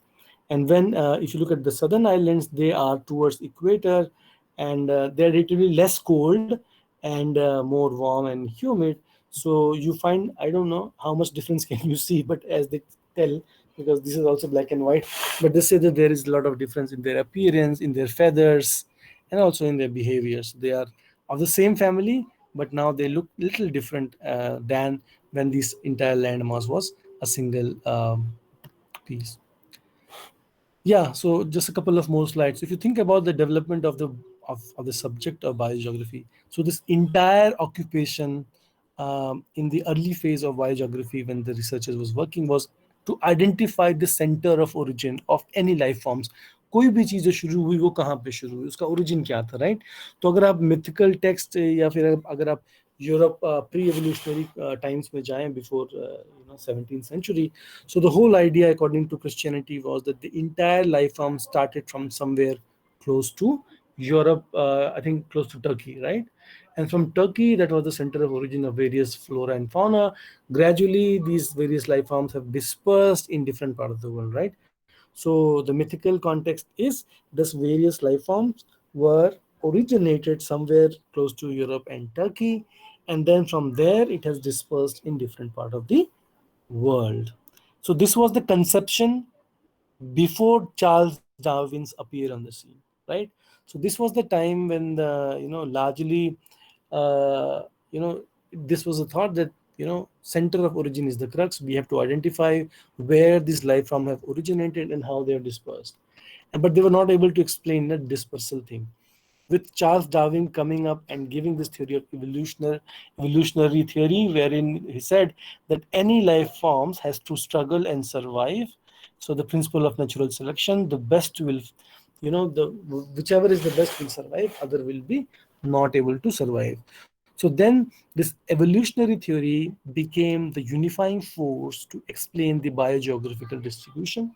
And a lot of biogeographers was fascinated by the evolutionary theory of the Darwin, saying that whatever distribution do you see is an outcome of the theory of natural selections over time. All the life forms which have been able to survive changing ecological conditions because of changing climate, changing soil, changing rainfall patterns, changing geological structure, because geological structure also change with time, it's not uniform. So all those life forms that could survive, they were best fitted, they survive, others could not. And therefore even the dispersal pattern can be explained in similar ways. That is, species that can survive into foreign ecological areas or modify themselves, they were successful in dispersing across new foreign ecological areas versus other. Now, in the initial phase of the field of biogeography, Earth was considered as a static entity, and they said that biogeographical or biodiversity was an only outcome of differences between oceanic and climatic conditions, right? Because ocean and climate were considered as dynamic, and Earth was considered as static. Static means you have one landform or a landmass, that is it. There is no movement there. It's static, it's not moving. Whatever differences, so basically if you think about a landform and whatever biodiversity do you see, it's only because of some places you have ocean, some places you have different climate conditions. So because these are dynamic features, so they only determine the biodiversity variations, right? So in the initial phase of biogeographical research. Now later on, with the after Second World War, with the advent of Second World War, the continental drift theory was proposed and widely accepted, criticized and accepted, and then they understood that no, Earth is not static, rather it is dynamic. It's the plate tectonics theory was proposed, continental drift theory was proposed. So they realized that no, I mean, if you have to explain the biodiversity, you have to understand that both Earth and climate and ocean together evolve and explain the biodiversity across the surface of the earth. So this is how the ideas in biogeography has been changing over the period of time. And even today, as I said, there is no clear cut exceptional rule or theory or hypothesis that is practiced in the subject, because as you said, if you come out maybe 10 years down the line with some new fossils, you can test more theories, right? These are some of the factors which can help to understand the diversity of the species in any area. So if you want, I can share this PowerPoint. I'm very happy to do that if it can help you. So for example, this is a useful example. So if the bold line suggests areas where this factor controls the distribution of species. So for example, if you're talking about tropical areas which are close to equator, biotic factors plays a prominent role in terms of explaining the biodiversities. In the temperate zone, both abiotic and biotic factors works in a similar way. In the polar area, abiotic factors plays a central role in determining the biodiversity. Here again, through this graph, if you see, it shows that as you move from the tropical areas to the polar areas, that is the latitudinal extent, the role of biotic and abiotic factor, how it changed to explain the biodiversity in different areas. This is a biodiversity hotspot. So these are the selected part of the world where you get a lot of biodiversity, right? So if you look at the North America, South America, Mediterranean, East Asia, this is Madagascar. So these are certain, and the circle area are the hotspot, basically islands. So islands are also very different. As I said, islands biogeography is very different from the mainland biogeography. Island biogeography is very homogeneous. You find less diversity as compared to the main. Reason being because this is isolated regions, so they are not subject to regular, dispersal from the mainland to the island, right? So whatever the biodiversity is there in these islands, they protect and preserve them, and so there's a lot of research that people are doing on understanding the biodiversity of the islands, how it happened, how it emerged. Some part of explanation is given by continental drift, but afterwards what is happening, and so people are very much fascinated by studying biodiversity in these islands. These are some of the example of the same place in the glacier of Alaska. And if you look at how area like this was 110 years ago, it looked like this, and today it is looking like this 20 years ago. So less than 150 years, how the biodiversity was lost in the same area. And therefore that is so that's what I'm saying, biogeographers are very much concerned with environment and ecosystem conservations and what may be done. So if you look at Alaska, you imagine Alaska is a mostly uninhabited land uh, under United States, and if you see within 100 or 150 years, you see how the land cover of the area has changed drastically. Now, this is a global land cover transformation from 900 AD to 1828, मतलब 1200 साल का ये इतिहास अगर आप देखें कि दुनिया में जो लैंड कवर है वो कैसे चेंज हो रहा है। तो जो प्राइमरी फॉरेस्ट हैं वो कम हो रहे हैं, सेकेंडरी फॉरेस्ट बढ़ रहे हैं, फॉरेस्ट की कमी हो रही है, आइस मोरलेस कम सेम दिखाई दे रहा है, बट यहाँ थोड़ा सा कमी आपको दिखेगा। क्रॉप्स का कल्टीवेशन बढ़ गया है, ग्रास बढ़ गए हैं, फॉरेस्ट कम होते जा रहे हैं। तो बेसिकली अगर आप पिछले 1800 साल या 2000 साल का इतिहास देखें, तो हमारी जो फॉरेस्ट हैं उनमें कमी आ रही है, और फॉरेस्ट क्लियर होकर क्या बन रहे हैं, ग्रासलैंड बन रहे हैं या क्रॉप्स बनती जा रही हैं for agriculture, right? And the non-forest land is increasing, ice sheets are gradually declining. So that is what we are seeing in terms of land covers across globe. This is the distribution within each continent, human disturbances of habitat by the continents. तो अगर आप देखें हर एक continent में, अगर मान लीजिए 100% जो भी लैंड है, आप देखें सबसे ज़्यादा यूरोप में देखें, close to I think 60% or 70% land is now habited by the various human population groups. only 20% is partially habited, and remaining 20-15% is undisturbed ilaka, right? So Europe में देखें जितना भी land है, almost 80% land is completely or partially disturbed by human interventions for agriculture, for industry, for town urban planning and whatever. सबसे कम disturbance आपको कहाँ को देखने को मिल रहा है? If you can see this graph, maybe Australia, if you see, 60% of area is undisturbed. It's a very large land mass and very small population. If you look at Asia, after Europe, you have Asia. More than 50 or 60% of land is disturbed by human intervention. So gradually you see different part of the world. If you look at Africa, it's still at the third stage, right? So here 50% is undisturbed, 50% is disturbed, right? And we all know that gradually Asia, Africa are likely to follow the Western trend. So the point is that with increasing human interventions, increasing habitation of human population across the land mass, the biodiversity is under huge stress. These are some reserve, UNESCO accredited bioreserves across the world. So if you see, most of them are bioreserve are in Europe and the United States, right? Areas which are very much habited, and therefore these bioreserves were created to preserve and conserve the biodiversity which are endangered. This is a simple layout of what a bioreserve look like. So there are various zones within a biodiversity bioreserve area. So the internal zone is undisturbed core area, जिसमें किसी को जाना allowed नहीं होता है. Then you have the buffer zone where you can go for monitoring, and then you have a tourism recreation center. So if you go to any bioreserve park in India and anywhere, they create these zones to make sure that जो भी सबसे ज़्यादा core area है वहाँ कोई जाके disturb ना करे, कोई उसमें खतरा ना हो. And then there are some monitoring zones जहाँ पे the security staff say and ensure the security of the core area, and then common public can go around in the periphery area of the bioreserve area just to get themselves acquainted, see these, interconnect with them, and do some small things so that the biodiversity may be preserved and protected. This is the degradation of ecosystems and how it can be treated. So if you look at the degradation of ecosystem, what you can do, if you do no action, then of course this is going to not revive automatically. You have to either do rehabilitations or you have to come with restoration of the original degradations of the ecosystem, because if the ecosystem is destroyed, all life form are destroyed, then of course the life is under a lot of stress. So you may have heard about biomes. Biomes are nothing but different species and communities of species living together in a given ecology. That is a biome, right? So for example, you have mountain boreal biome system, you have oceanic biome system.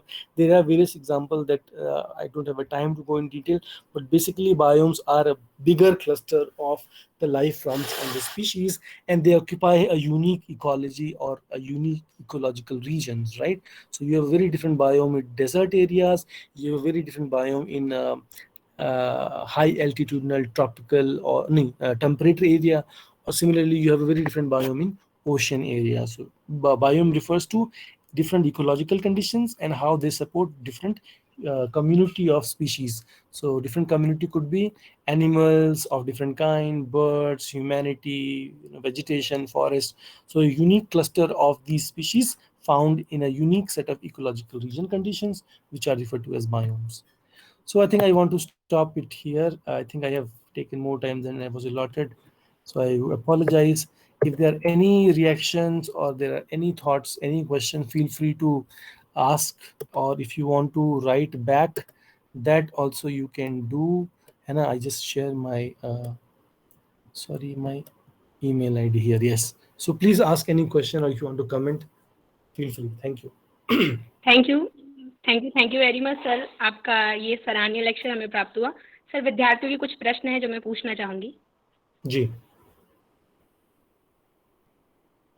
Sir, the first question is from Satyam Patel.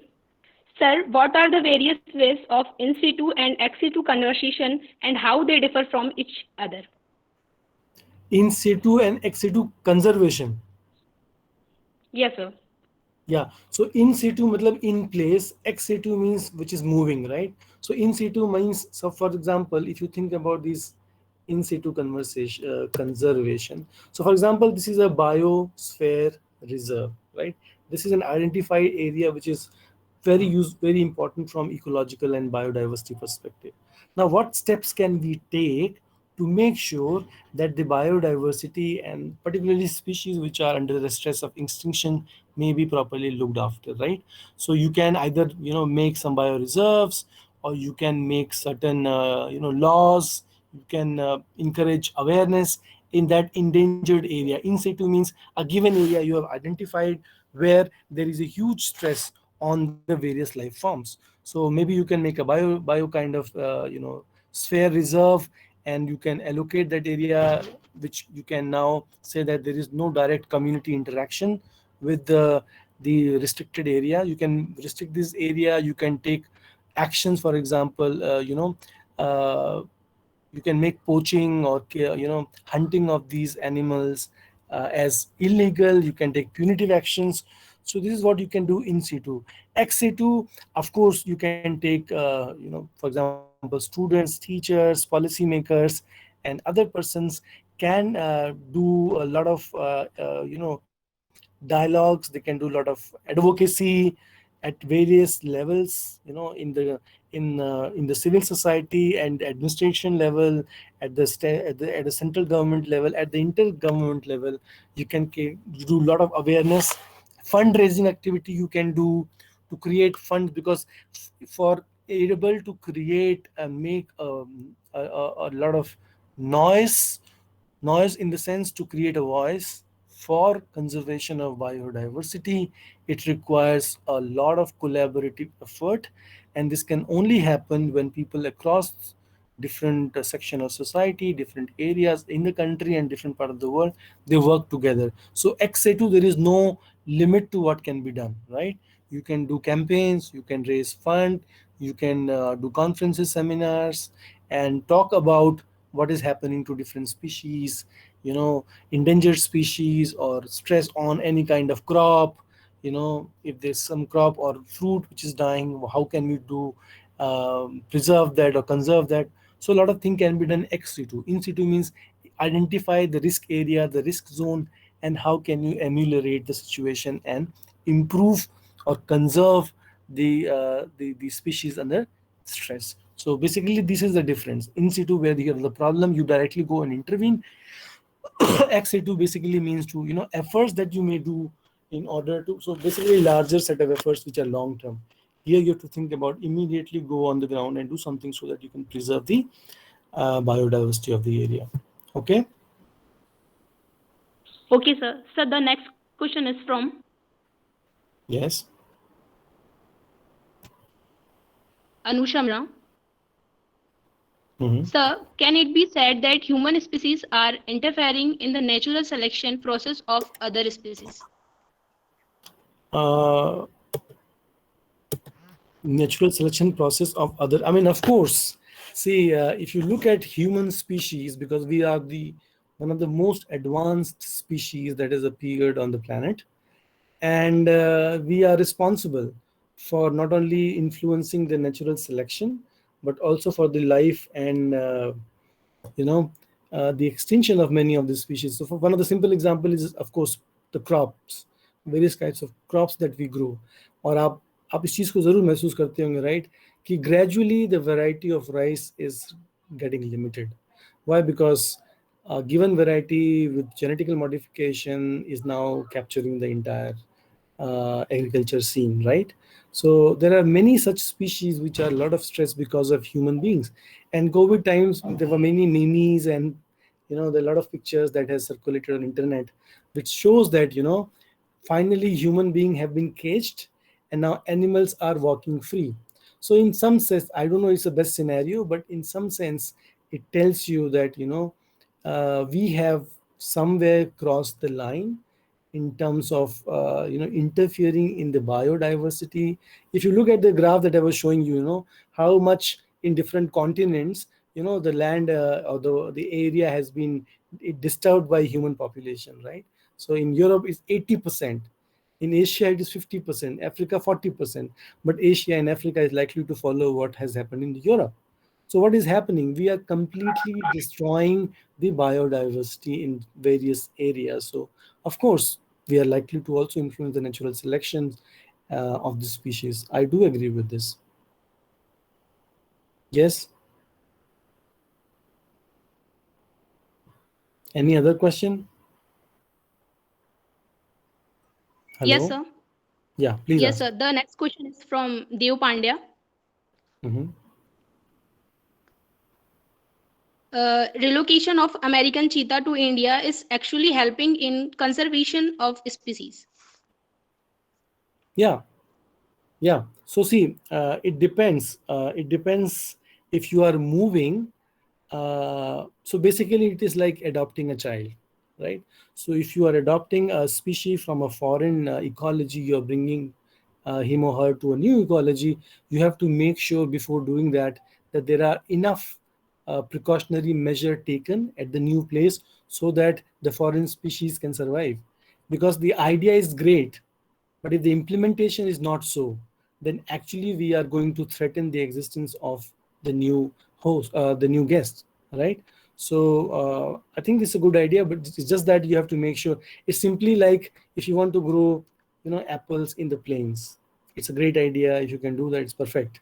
But if you are able, if you are convinced you can do it, please do it. There is no problem with that. Yes. Next. Sir, the next question is from Vikesh Chaturvedi. The question is, can fossil occurrences be used to dispersal times? Fossil. What is the word next? Second, Sir, fossil occurrence. occurrence. Yes. Yes. Tell me. So occurrences, fossil occurrences. Yes. Complete the question. Can Fossil fossil occurrences. occurrences be used to dispersal time? Dispersal time. Yes, sir. Can you explain this question? I'm not able to get it. Can you explain it a little bit? Sorry. Please, Vikesh. Can you explain the question? Anusha, आप पूछ सकती हैं बेटा question, या बच्चे direct भी question पूछ सकते हैं सर से, ठीक है? लिखने की अपेक्षा ठीक रहेगा कि आप direct question. Yes, I think I got this question on the chat box, right?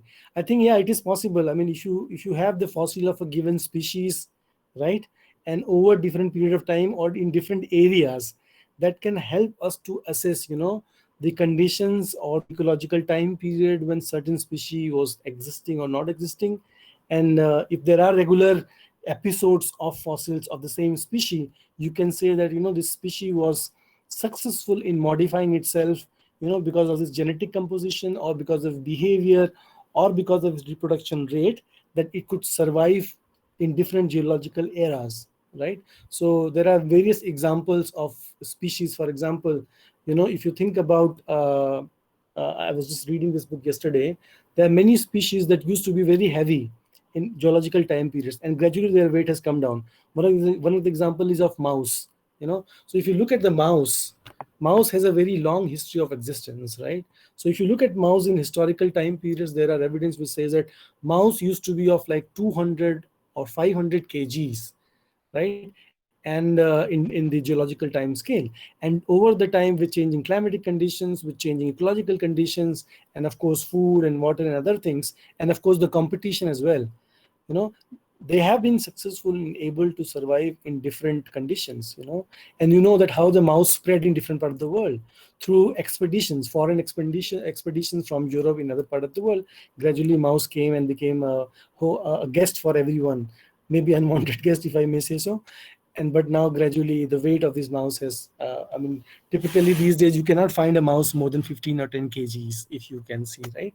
So this is just one example. These fossils are one of the biggest resources to understand the genesis, the dispersal, the modifications, and how these species have evolved over the years, right? So not only they can help you to understand the different time intervals when these species modified, also their occurrences in different regions also tells you that in what different climatic conditions they were able to survive, right?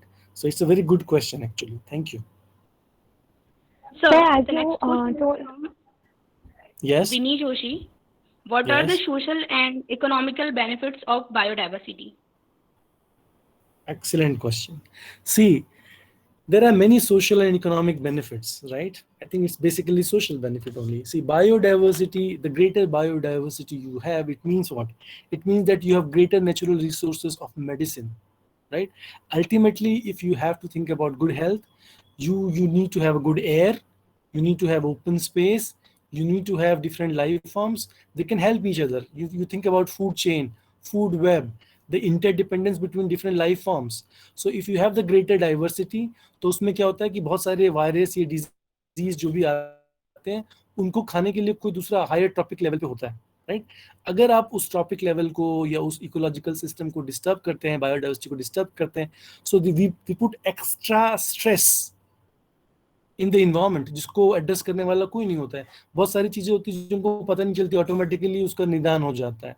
लेकिन जब भी ecological system को या biodiversity को हम disturb करते हैं, we are increasing exposure not only to us but also for the nature, right? तो आप देखते हैं वल्चर के बारे में हम लोग बहुत सुनते हैं, ग्रेजुअली वल्चर्स गायब हो गए हैं. अब वल्चर गायब होने के बाद क्या problem I? There are many people who practice religion, and in different religions, you know, we have different methods of what you can say, cremations, correct? So among Parsis, you know, the way of cremation is that they leave the body in a space and let the birds to come and, you know, consume the body. But now with gradually, for various reasons, you find that these vultures and these are disappearing, right? So it has become very difficult for them to see that, you know, the body is actually cremated in the way that used to do, right? So there are various benefits. So economic benefits are tremendous, health benefits are tremendous. If I talk about the medicinal benefit of the traditional medicines, even today also, if you think about various medicine, the source is the vegetation, the forest, and other places. So suppose if we are endangering by reducing the biodiversity and clearing of the forest for various reasons, maybe agriculture, maybe habitation, maybe, you know, setting up a new,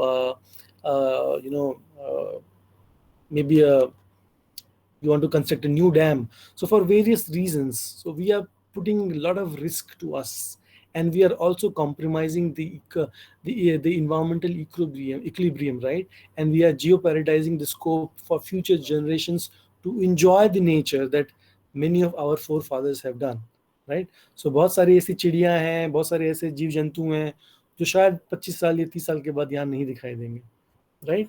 So there are a lot of benefit in the sense that, I mean, not material benefit, but of course you have more emotional or psychological benefit that you can get of this biodiversity.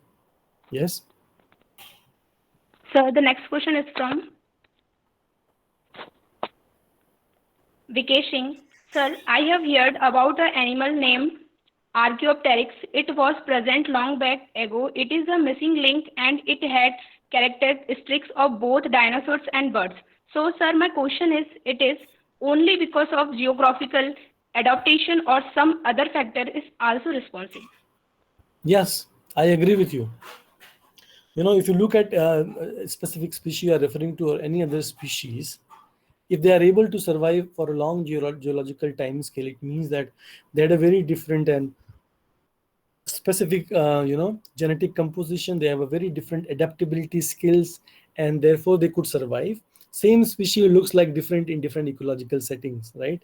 So I agree with you. I completely agree with you. Yes. Okay, sir. Thank you very much. Thank you, dear students. It is so nice to see that you have some interest in what I said, and I'm really pleased to see the interest. Achha, there is something one more. Sir, जी sir, sir thank you very much for your valuable से आपका जो व्याख्यान रहा है, बहुत ही सधैर्य शब्दों में बहुत ही अच्छे प्रेजेंटेशन के साथ आपने बच्चों को समझाया. और जैसा कि रेखा मैम ने कहा भी था कि हमारा जो पूरा लेक्चर सीरीज रहा है उसमें आपने बहुत ही अच्छी तरीके से कोऑपरेट किया है हमें, और आगे भी सर चाहेंगे कि नेक्स्ट सेम में भी स्टूडेंट्स जो है, आई थिंक ये मैं चूंकि सर पॉलिटिकल साइंस का हूँ, इसलिए ज्योग्राफी के बारे में मैं केवल वो जानता हूँ जो नेपोलियन बोनापार्ट ने कहा था कि हर कंट्री का जो फॉरेन पॉलिसी है वो उसकी ज्योग्राफी से बहुत ही ज्यादा संबंधित होता है. सर नेक्स्ट टाइम हम ध्यान रखेंगे कि ह्यूमन ज्योग्राफी का जो एक लेक्चर सीरीज हम रखें नेक्स्ट सेम में, आई थिंक अगस्त और सितंबर के आसपास. हमारे नए स्टूडेंट भी उसमें ऐड रहेंगे सर, उसमें हम आपका भी मार्गदर्शन चाहेंगे। और आज बिल्कुल आपने सर। सर अपना अमूल्य समय हमें दिया, उसके लिए बहुत बहुत धन्यवाद पूरे समाज विज्ञान अध्ययनशाला की ओर से, देवी अहिल्या विश्वविद्यालय की ओर से, और सारे विद्यार्थियों का भी धन्यवाद सर। विद्यार्थी हमारे बहुत ही धैर्य के साथ सुनते रहे, तो मुझे लगता है इनकी क्यूरियोसिटी का लेवल आपको मालूम पड़ चुका होगा इनके प्रश्नों के माध्यम से। बिल्कुल, दे आर सर वेरी, बहुत अच्छे बच्चे हैं। I mean so happy to जी see the sir, response, so जी सर, हैप्पी। बिल्कुल बिल्कुल सर, बहुत बहुत धन्यवाद आपका, और बाकी सारे विद्यार्थियों का भी। Okay sir, thank you sir, धन्यवाद। थैंक यू जी, बहुत बहुत शुक्रिया, and wish you all the best for your future academic journey. All the best. Do well. Thank thank you you जी। Sir, Thank you Satyam ji. नमस्कार। Okay sir.